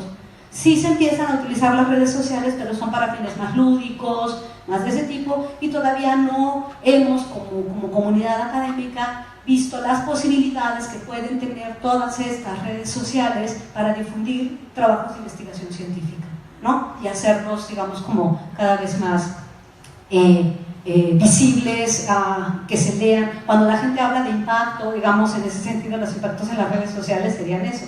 Ustedes van a encontrar que en algunas revistas, por ejemplo, van a encontrar estas rueditas. ¿Qué quiere eso decir? Pues que se están sacando las altimetrías de eso. Y uno a veces se encuentra, ¿no? La altimetría es 0 tweets, 0 nada de nada, ¿no? O 3 tweets, ¿no? O sea, tú dices ahí, si dices, oye, perdón, o sea, si tengo 3 amigos, que su cariño se vea en los twitters, ¿no? ¿Verdad? Si no, ¿cómo? Claro, esto es más lógico y me lo van a entender más quizá los chicos que son más jóvenes, ¿no? Que están como quizá más permeados al uso de redes sociales y que lo entienden natural. Y la otra vez que estaba dando un curso en Argentina les preguntaba, había un auditorio más o menos como este, nada más que de un lado estaban sentados los chicos más jóvenes, como estudiantes de posgrado, y del otro lado los profesores, y les preguntaba, a ver, ¿quién tiene Twitter? Y todos los del lado de allá levantaron la mano y los de acá con cara así de ¿qué es eso? ¿No? Entonces yo dije, bueno, como ustedes verán, ¿no? Probablemente cuando estos muchachos que están empezando su carrera académica ya estén haciendo, a lo mejor las altimetrías ya serán pan de todos los días y habrá otro tipo de cosas, pero por lo pronto cuando ustedes encuentren eso, se refiere a estas métricas alternativas de visibilidad de la producción científica en redes sociales o a través de redes sociales. En realidad con esto iba a terminar, pero pues ahora, como ya están viendo, se me hizo bolas el presi, pero iba a empezar más bien por este otro lado, que está acá, que tiene que ver con la cadena de producción y distribución. Vamos a suponer, en realidad sí de esto quería hablar, estamos en una mudanza de la edición impresa a la electrónica. Y esto se acordarán muchos los que son de mi edad, cuando la producción era solo en papel, pues era solo en papel y no había más remedio, ¿no? O sea, se redactaba un texto, se mandaba a impresión y se distribuía. Yo no podía llegar con Nora y decirle, oye Nora, estoy escribiendo un artículo que te voy a mandar pronto. O sea, Nora me iba a decir, pues mándamelo ya. O sea, nada de que te lo voy a enviar o te lo estoy enviando lo que lo termino de escribir. ¿Están de acuerdo? Y Nora no iba a poder llegar con el de la imprenta, porque era papel, a decirle, oye Jorge, mira, te adelanto 3 artículos de los 10 que van a llevar la revista. No, o sea, me traes los 10, ¿no? Y te imprimo los 10, nada de que me traes 3 y luego me traes los otros 7. No funciona así. En este mundo hay un orden. O la distribución, uno no podía decirle al distribuidor, al bibliotecario, yo te adelanto estos 5 artículos, lo que salen los otros de la imprenta porque ahí vienen. No. O sea, era el objeto libro, que tanto completo hasta que termina, luego todo se lleva a la imprenta y luego todo se va. ¿Están de acuerdo? Bueno, todo esto que acabo de decir es posible en la edición puramente electrónica. Todo. Es posible que ustedes manden un artículo a una revista, un artículo que apenas están escribiendo. Es posible que la revista prepublique, ¿no? O haga una publicación adelantada. Y es posible que se empiecen a predistribuir los textos. Y eso es algo que ustedes, como investigadores que están a punto de publicar artículos, lo tienen que saber. ¿Qué diría yo? Si ustedes ven revistas que son exclusivamente en papel, cómprense unos tenis y échense a correr. No publiquen, por amor a Cristo, nada que tenga que ver en ciencia, ¿sí? En revistas que son exclusivamente en papel, porque huelen rico. A ver, yo por supuesto que amo el papel, de verdad, y para la creación literaria es un primor, y leer poemas en papel es una preciosidad, pero ciencia, medicina, veterinaria, no. O sea, si el editor les dice, mi revista solo está en el papel, qué bien, bien, bien, y se van, ¿no? Con cierta, ¿no? Gracia, y se echan a correr y se escapan. Ahora, por supuesto tiene que ser una revista o una publicación electrónica, con una versión electrónica. Ahora, si ustedes tienen un buen resultado de investigación, con un gran aporte de investigación, busquen que esa revista tenga por lo menos una edición nativa electrónica. A lo mejor sigue imprimiendo, pero ustedes deben tener la posibilidad de elegir y de saber elegir qué es una edición electrónica propiamente dicha. Vamos a ver. Esta edición electrónica propiamente dicha, la redacción, es posible mandar un texto que yo estoy discutiendo con otros colegas y lo estoy terminando de escribir, mandarlo a dictamen. Y es posible que yo empiece a distribuir y que como la impresión ya no existe o eventualmente cada vez empieza a desaparecer, ya no tiene que estar esperando una hora juntar 10 artículos para publicar el número 8 de la revista, ¿no? Conforme están aprobados los va liberando, ¿o no? Para eso existen por lo menos 3 modalidades de publicación 100% electrónica. Lo que se llama preprint, lo que se llama print ahead y la que se llama rolling pass. Y cada una de estas implica algo distinto que ustedes como investigadores tienen que saber, para que cuando se acerquen a la revista digan me conviene o no me conviene, ¿vale? Independientemente de si la revista tiene el pedigrí del que ya hablamos, esas son otras cosas. El pedigrí, ¿no? Con estrellitas en estrellitas, esa es otra historia. Ahora veamos el tipo de producción. Por ejemplo, en el caso del preprint, ¿qué es una revista en preprint o qué es una publicación preprint? Es cuando el manuscrito original de un autor se difunde antes de pasar por revisión por pares. Cuando yo coloco mi borrador, lo coloco en un repositorio, o a lo mejor la revista lo difunde antes de que se apruebe el peer review. La cara que ponen, sí, ajá, sí, Hay revistas que te dicen, por ejemplo, me mandas tu texto y te lo estoy prepublicando, pero todavía no está aceptado, pues ya lo estoy difundiendo. ¿Se acuerdan que cuando empezamos la charla dije hay que diferenciar entre publicar y distribuir? Cuando hablamos de preprint, estamos hablando de documentos distribuidos electrónicamente, pero no necesariamente publicados. ¿Sí? Porque a lo mejor yo lo subí al repositorio de la facultad. No le voy a ir a decir a Leslie que me dé 1.000.000 de puntos porque le puse upload este texto, ¿no? O sea, no. Pero si lo estoy predifundiendo, ¿cómo no? Entonces, estos textos preprint pueden ser depositados por el autor en un servidor o repositorio preprint en el servidor de la facultad, en un repositorio que ahorita vamos a ver que hay un montón. Yo agarro, lo prepublico y luego le digo al director de la revista, oye, te mando este texto para dictamen, pero lo tengo prepublicado en este repositorio. Ya está siendo leído, ya está siendo comentado, ya todo, y te lo mando para que se publique formal y oficialmente, pero difundido ya está. ¿Sí me explica la diferencia? ¿Ok? Bueno, los artículos difundidos como preprints no han sido aprobados por el dictamen de los árbitros en la revista, por lo tanto no están publicados, solo están difundidos. Y pueden incluso tener citas, pero no están publicados todavía. ¿Sí? Por ejemplo, el artículo todavía no está en revisión, pero cuando se compra la licencia del artículo, ¿es antes, después? ¿O no? ¿Cuál compra de cuál licencia? No, por ejemplo, para hacer el artículo. No, a ver, sí, si tú colocas, por ejemplo, tu manuscrito, lo prepublicas en un repositorio, por ejemplo en Figshare te va a otorgar un DOI. El hecho de que tenga DOI no lo hace publicado, lo hace difundido, ¿sí? Publicado. En una revista científica es cuando acreditó el proceso de revisión por pares, te dijeron sí, va, y te integran en un número de esa revista con otro DOI. ¿Qué hago? Fíjense, ¿qué hago si yo tengo mi texto prepublicado en un repositorio con un DOI y luego yo tengo mi texto ya publicado de Adebis en una revista? Lo que hago es que en el repositorio le coloco un vínculo y digo, ¿te gustó este texto? Está publicado formalmente en este lado y esta es la forma de cita, le doy el DOI de la publicación de Adebis. ¿Verdad? ¿No? ¿Ustedes qué pensaban que no va a ser a poner? No, lo tenemos que saber para saber qué tipo, y además ver si las revistas a las que estamos postulando saben manejar las cosas bien o no. Insisto, sin echarse a correr. Pero déjenme enseñarles los otros sistemas que son varios y les pongo ejemplos. Ahora, ese es el preprint. Prepubliqué, predifundí en un repositorio y luego mandé a dictamen.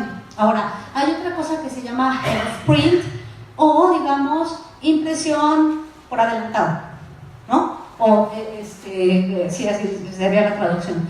Esta es una publicación anticipada de versiones digitales antes de la composición final de un número, es decir, esto ya no es en repositorios, sino las revistas. ¿Qué es lo que hace una revista? ¿Nunca les ha pasado que de pronto ustedes publicaban una revista y te decían, bien, doctor José, ¿no? Ya, su artículo está publicado, está aceptado para ser publicado en el primer número del 2024.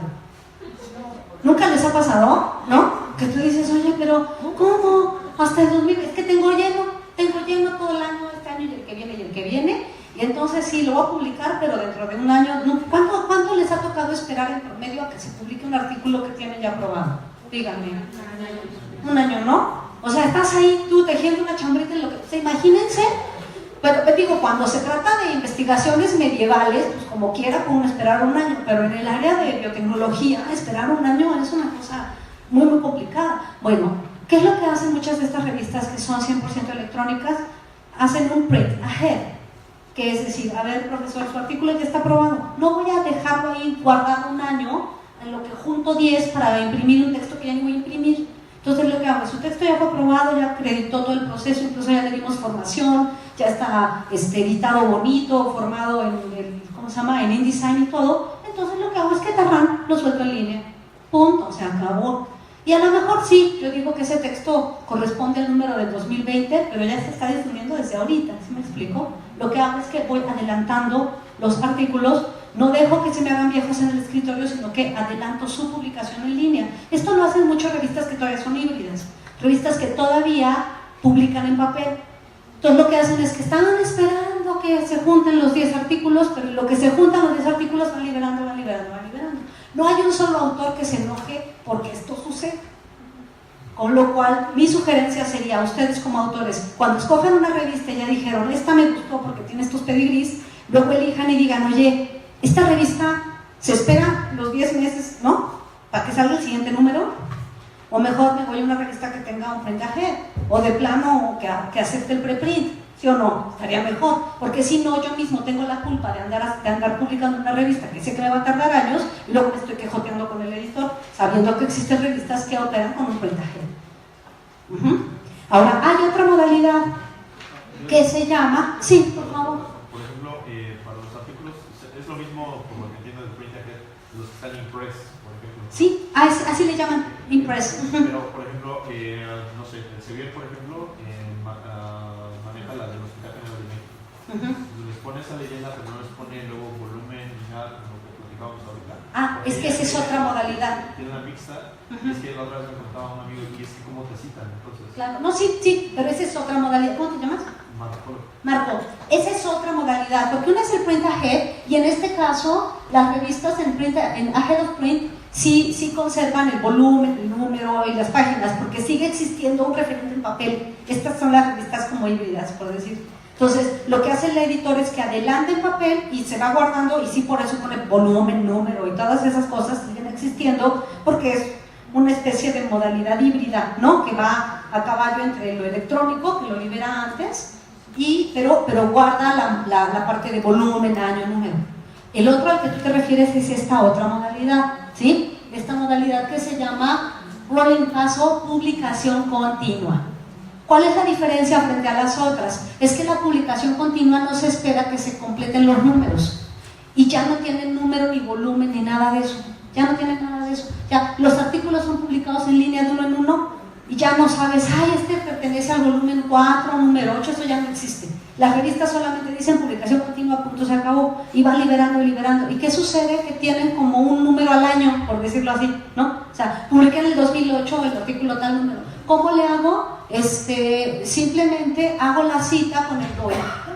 ¿Qué es el DOI? El Digital Object Identifier. Así como todas las revistas tienen un ISSN, que es como su acta de nacimiento, ¿sí? Los artículos en línea, bueno, todos los objetos digitales que están en línea tienen un número que se llama DOI, el DOI. Este DOI es el número único de tu artículo. Entonces, cuando tú tienes que citarlo, dices, lo cito con este DOI.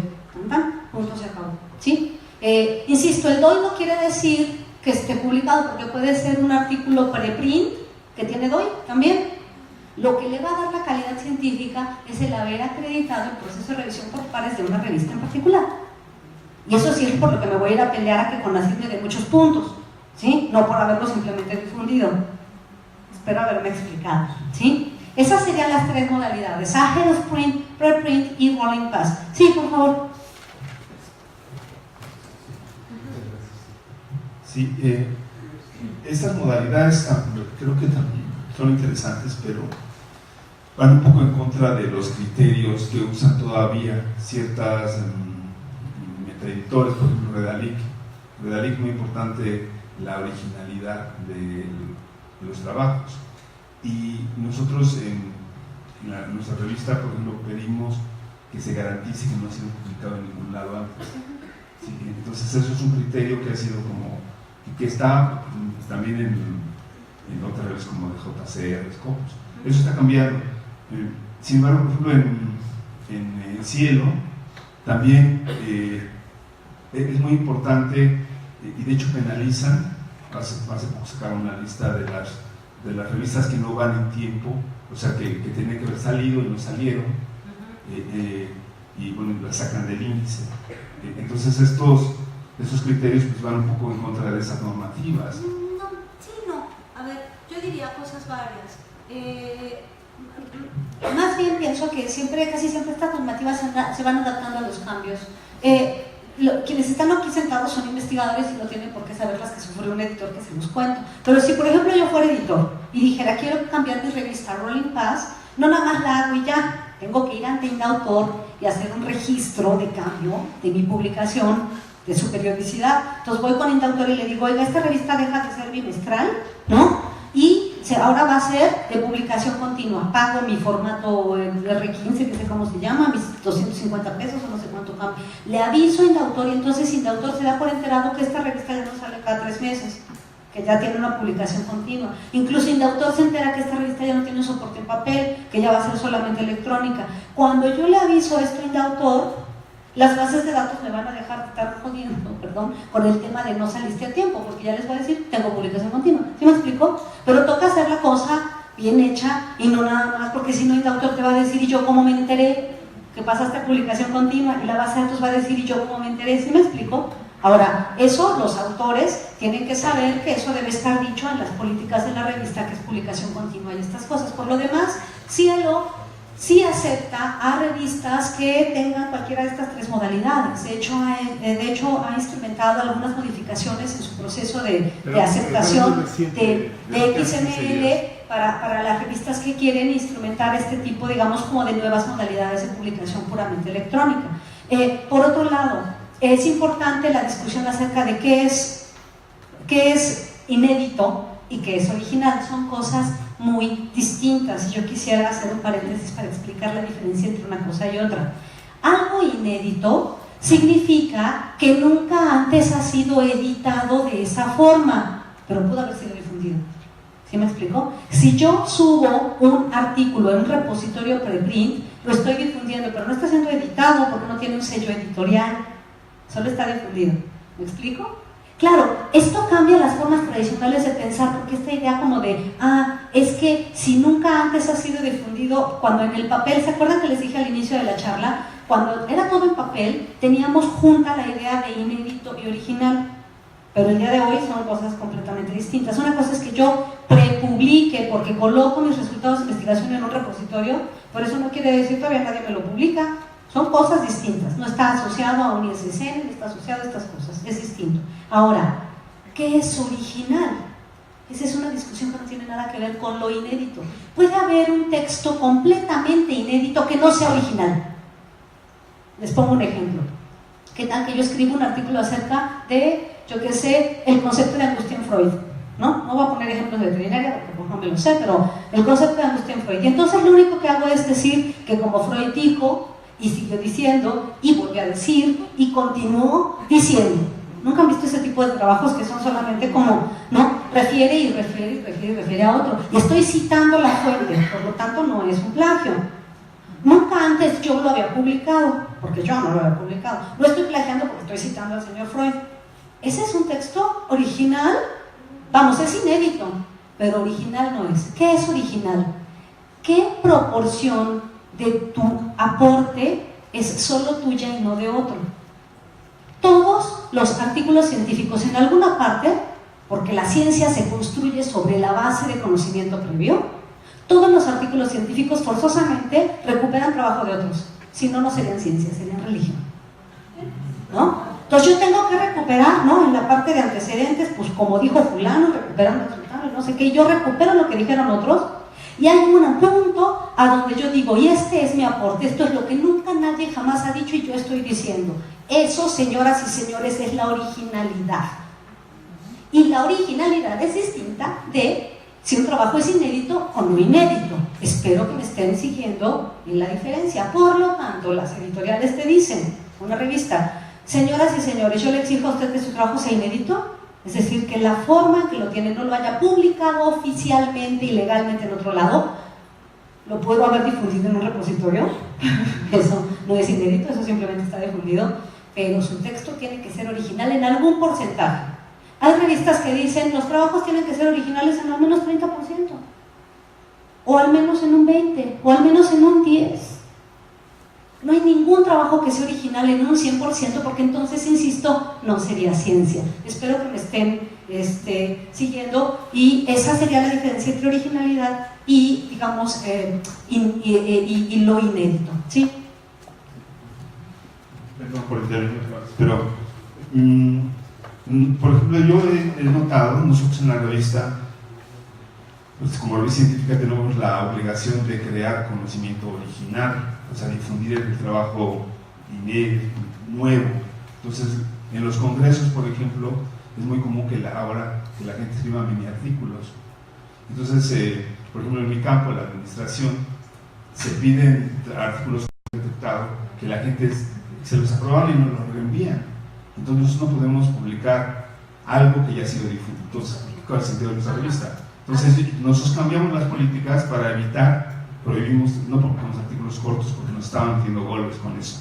Entonces, ahora que usamos Turitin, nos damos cuenta, de hecho, en este número nos costó mucho trabajo porque rechazamos 75% de lo que nos llegó, porque ya identificamos con mucha precisión dónde ha sido publicado y ya tenemos nuestro criterio, que es 25% solamente de coincidencias. Claro, en el caso de los congresos, por ejemplo, si ustedes publican en un congreso, nunca falta la memoria de congreso, que tendría que ser un proceeding, no un libro, eso lo hace mucho en sociales, está mal hecho, pero si ese proceeding tiene un ISSN referido, ya está publicado, ¿no?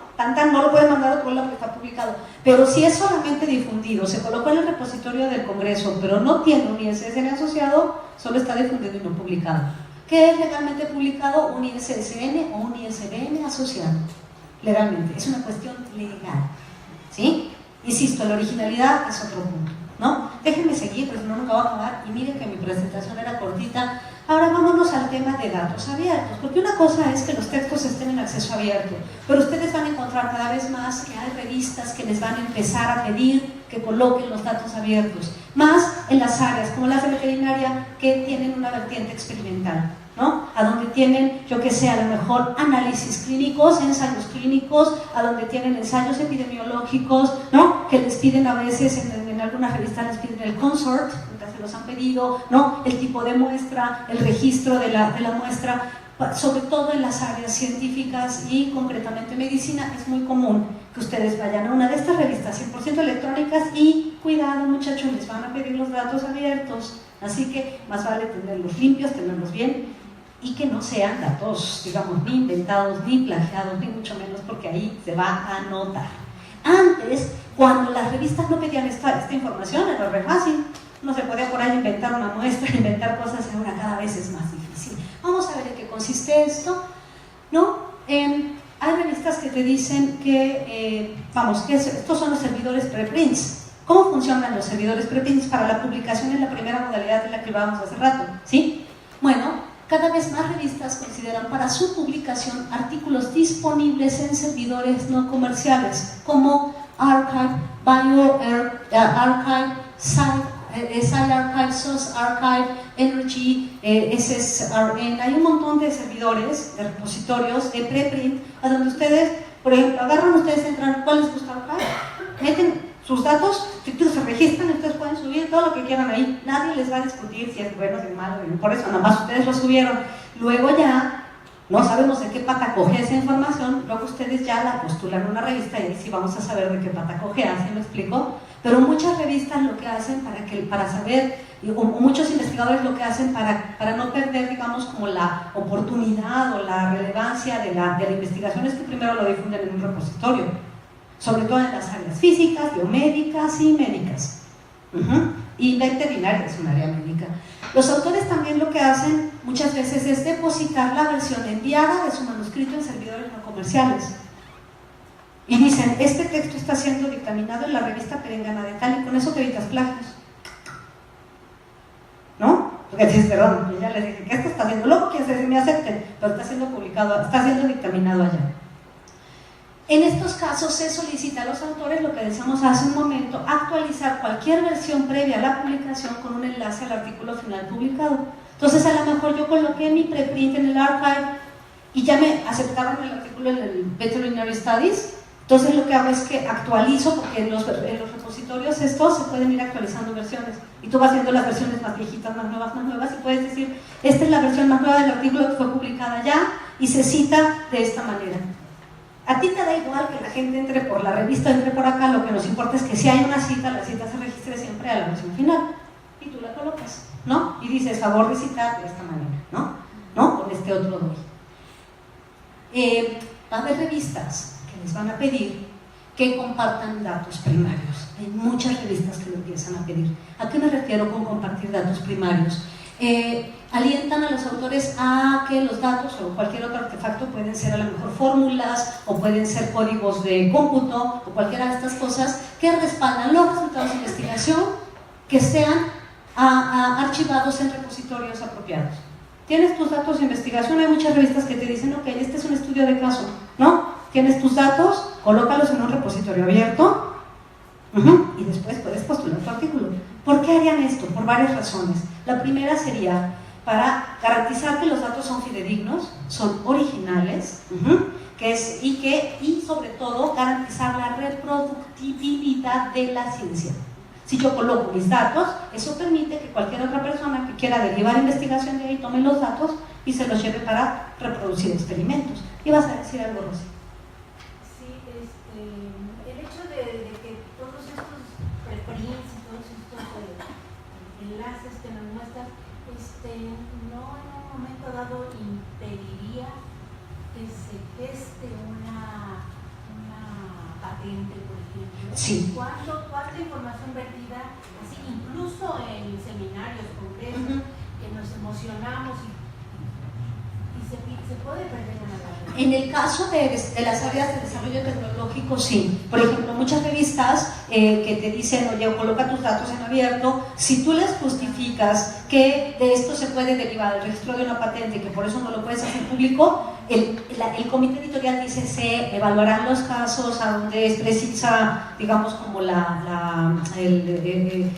guardar sigilo sobre estos datos porque es cuestión de secreto industrial, que lo cual puede derivar a generación de patentes. O sea, es posible, pero tú tienes que, en este tipo de revistas que lo piden, tú tienes que decir, oye, este dato no lo puedo liberar porque de ahí puede venir una patente, y por supuesto que te lo permiten. O sea, no es que no, y si no te lo permiten, no publiques ahí, ¿no? Pero lo que yo digo es que este es el tipo de cosas que empiezan a pedir este tipo de revistas, y más vale que lo sepan, porque a veces uno estaba acostumbrado nada más a la revista que te pedía el puro artículo, y luego cuando te salen con las de, a ver, Marco, vengan acá los datos, tú dices, espérate, ¿qué pasó? Pues es que ahora sí que es lo de hoy, es lo que empiezan a pedir muchas publicaciones, ¿sí? En este caso, por ejemplo, los autores deben incluir una declaración de accesibilidad de datos, incluida el enlace al repositorio que han utilizado para que esta declaración se pueda publicar junto con su documento.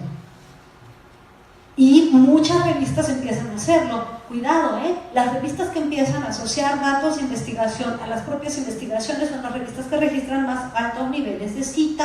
Se los dejo sobre la mesa por si les interesa ese dato, ¿no? Pues digo, ¿por qué no? Toca decirlo. Ibas a decir algo, colega. Ya se me olvidó. Tu nombre no me lo dijiste, Vicente. Bueno, yo soy el coordinador de la revista Ajá. América, y obviamente manejan datos. Nosotros no pedimos datos primarios. No. Tendríamos que hacer. No sé, depende del comité editorial y depende también del interés de la revista o del comité por estar a la vanguardia en edición científica. Lo único que yo sí les digo es una cosa. Las revistas que empiezan a quedarse a la saga respecto de ciertos avances, por ejemplo, el área biomédica, se van quedando a la saga y otras van avanzando, ¿sí? Y es así como cuando a lo mejor revistas que se tardaron mucho en decidir migrar a lo electrónico y que el día de hoy empiezan a tener tropiezos, yo digo, estas cosas más vale saberlas desde ahorita porque esto es algo que van a empezar a hacer las revistas. No quiero decir que lo tengan que hacer forzosamente. Lo que yo digo es que vale la pena mirar hacia dónde están caminando algunas revistas del área, solo para saber por dónde están caminando, y ya luego ustedes decidirán si la política editorial es pertinente para hacer ese cambio o no. Te puedo decir que muchas revistas médicas están migrando hacia estas cuestiones, ¿no? Y cuando veas las barbas de tu vecino corta, ¿verdad? O las tuyas, no diría yo mucho. Pero acuérdate que yo aquí le hablo a los autores, y yo le tengo que decir a los autores quieren una revista que tenga altos niveles de citas, les van a pedir este tipo de cosas, porque este tipo de revistas tienen más citas, porque tienen los datos asociados, ni bueno ni malo, cada quien ellos que son nuestra audiencia, terminaron tomando la decisión de qué revista publicar, ¿o no? Ahora, habrá autores que digan, yo no suelto mis datos ni a patadas. Bueno, no elijas estas revistas, ¿no? No elijas, pero tienes que saber que esto te lo empiezan a pedir algunas revistas, ¿no? Yo soy nada más el mensajero, ¿no? Conmigo no se enojen. Bueno, sigo porque no vamos a acabar jamás. Los datos abiertos, que son entonces, son datos vinculados y compartidos fácilmente, están disponibles en formatos estándares, fácilmente procesables, los puedo descargar directo de un Excel, en un database, en cualquiera de estas cosas. Garantizan disponibilidad y consistencia y son confiables. ¿Cómo yo garantizo que no me van a robar mis datos? Pues porque los datos también tienen su DOI y sus derechos de autor y todas esas cosas. Incluso hay registros a donde, por ejemplo, un artículo fue citado por sus datos, no por lo que dice el artículo, pero también es una cita, ¿o no? ¿O a poco la van a despreciar? ¿Verdad que no? Bueno.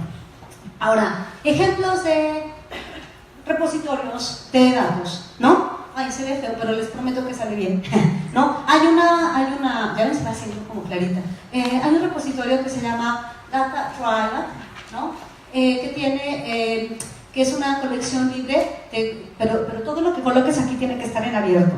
Tú lo colocas, te dan un DOI y tú puedes poner, por ejemplo, ahí imágenes, datos, no sé qué, y tú colocas tus datos y los subes y dices, mis datos están en Drive. Hay algunas revistas que tienen su propio repositorio de datos y hay revistas que te dicen, pon los datos en otro lado y mándame la liga. No sé si me explico, ¿sí? Entonces, estos son de los repositorios donde ustedes pueden colocar sus cosas.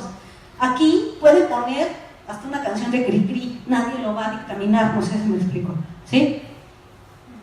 Por eso no tiene una validez científica, solo va a valer cuando ya se publicó en otro lado, quiero insistir mucho en eso. Pero entonces aquí ustedes pueden llegar y pum, suben sus cosas y si suben un artículo, un preprint, una base de datos, una presentación de PowerPoint, lo que quieran, le ponen, viene con el DOI asociado y tarán, se empieza a difundir por el mundo, ¿vale? Esta es una muy buena. Hay otra que me gusta más a mí, que es esta, yo soy súper fan de esta, Figshare, es muy buena. De hecho, recientemente Cielo, el proyecto latinoamericano, acaba de hacer un trato con Figshare para que todas las revistas que quieran colocar datos asociados, los colocan en Figshare y los vinculan a la revista. ¿Se acuerdan que yo les dije que esta presentación que les estoy mostrando ahora está en esta? Ahí.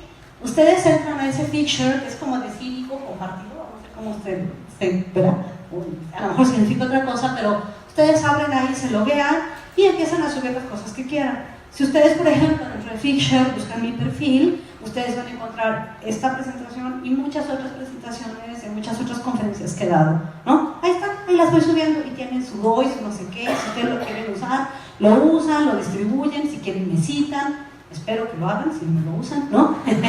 Y si me plagian se va a notar, ¿no? Entonces eso está como muy sencillo porque ahí vienen como esas cosas. A mí yo soy muy fan de este Figshare y Figshare tiene una cosa divina. Si ustedes entran, por ejemplo, ven cada uno de los recursos, todos los recursos tienen su Altmetric vinculado. Es decir, ahí dice cuántas veces, por ejemplo, si es una presentación, por ejemplo, de PowerPoint, es cuántas veces fue tuiteada, facebookeada, instagrameada, no sé qué, ¿sí? Eso que decíamos de los Altmetrics, Figshare integra los Altmetrics a los datos que se comparten ahí. Es bien bonito, de veras, ¿no? Bueno, hay otros, como por ejemplo, hay unas herramientas de trabajo colaborativo que son súper interesantes y que facilitan justamente este trabajo de colaboración a distancia. Nunca han tenido un coautor que vive en Malasia, ¿no? Y que ustedes dicen, bueno, trabajan, ya están hartos del Google Docs, cosa para compartir, no sé qué. Hay unas herramientas, estas se las recomiendo mucho, el Overlap, que es una herramienta que permite colaborar para la escritura de artículos científicos con colegas que están lejos, ¿no?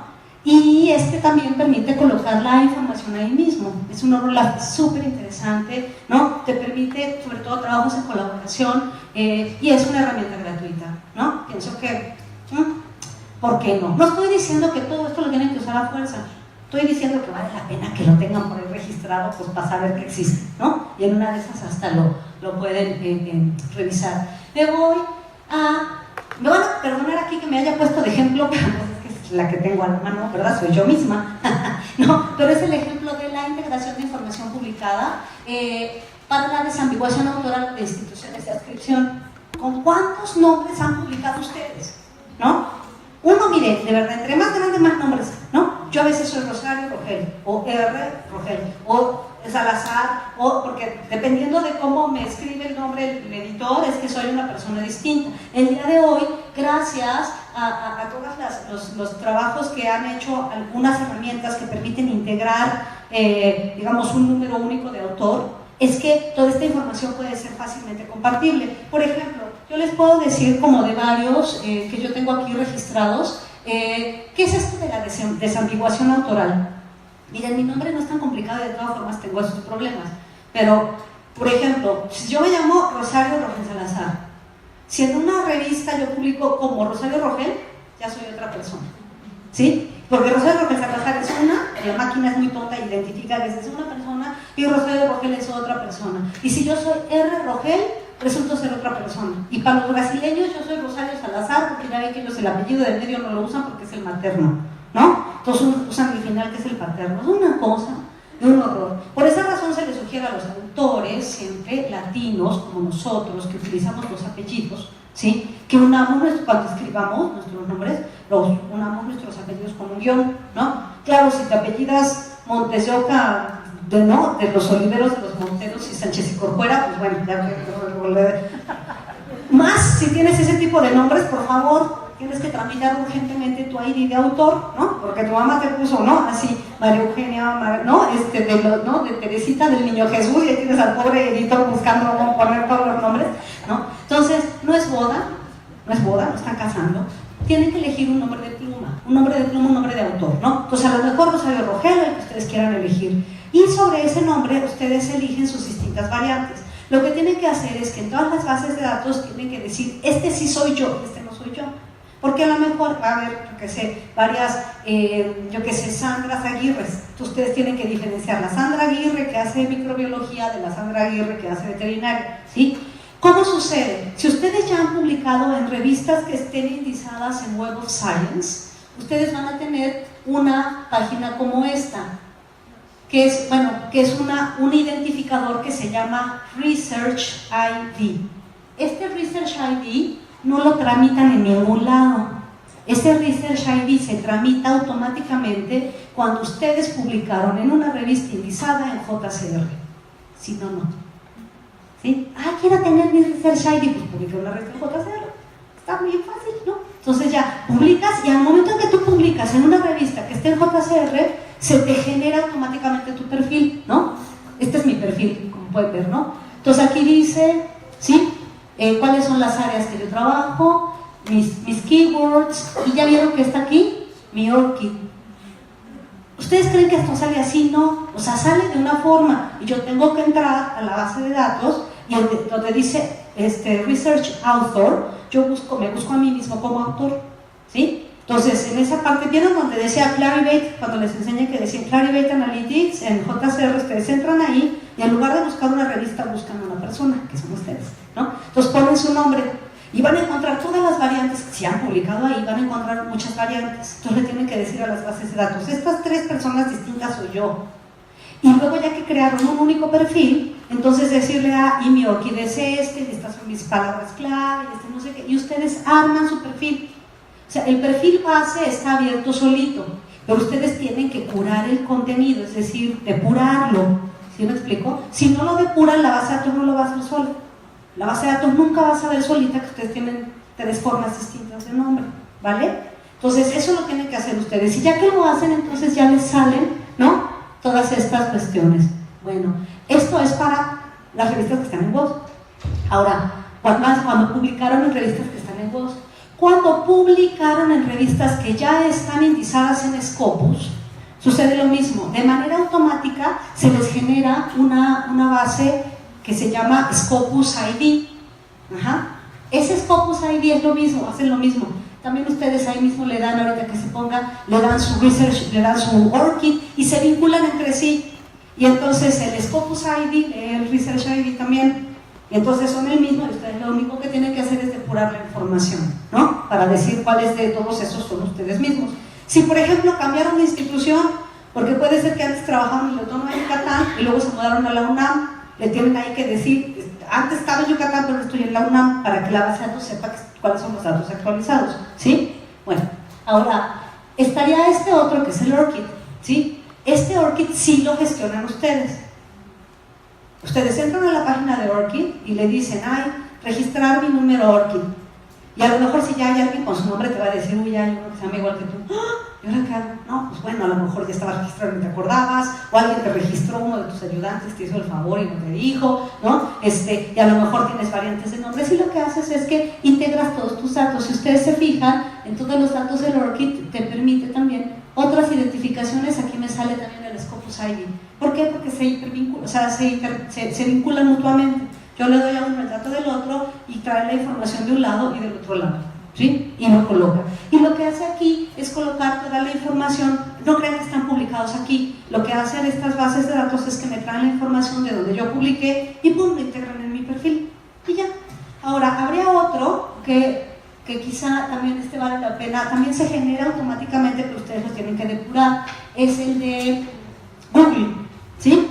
¿Cuál es la sugerencia para el de Google? Al de Google, anótenle siempre cuál es su ORCID, para que las puedan desambiguar. O sea, ponen su nombre y ponen su ORCID ahí mismo. Y lo que ustedes tienen que hacer es depurar la información y decir, estos artículos sí son míos y estos no son míos, para que se puedan generar los indicadores de manera como más clara, ¿sí?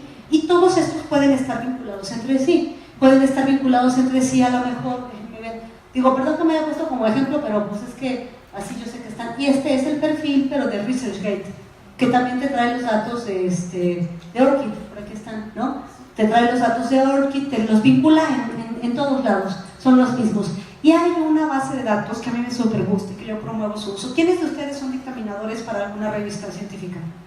Todos alguna vez, ¿no? Bueno, acá lo interesante sería, por ejemplo, registrarnos en una base de datos que se llama Publons, a donde ustedes pueden subir sus dictámenes. Y los dictámenes también pueden recibir citas. Uno puede, como editor, sugerirle a nuestros dictaminadores, si no hay conflicto de interés, ¿verdad?, que suban sus dictámenes a la base de datos Publons y pueden ser, claro, son citas que todavía no cuentan como, digamos, en los índices de citas, pero serían citas como alternativas, ¿no?, porque también es ciencia. Y Publons es una base de datos, digamos, es un repositorio de dictámenes. Ustedes que los tienen bien guardados, ¿no?, que pensaban que nunca iban a servir de nada, bueno, los pueden subir a Publons y se hacen estadísticas muy interesantes. En fin, ORCID asegura que los investigadores puedan conectarse fácil y correctamente, integrar todas sus actividades de investigación, integrar también las afiliaciones, y para esto lo único que tienen que hacer es entrar a ORCID Register y ese lo generan, es gratuito y ese les va a ayudar a integrar todos los demás, ¿no? Es algo que quizá vale la pena. Espero terminar pronto porque ya era lo último. Y esto lo del networking, que ya les dije que era lo de las redes, que ya les dije, ¿no?, que era lo de las redes de ciencia, y lo de las almetrías. Así que por así ya lo logré, porque me estaba diciendo que 3 minutos, que no sé qué, ya, gracias.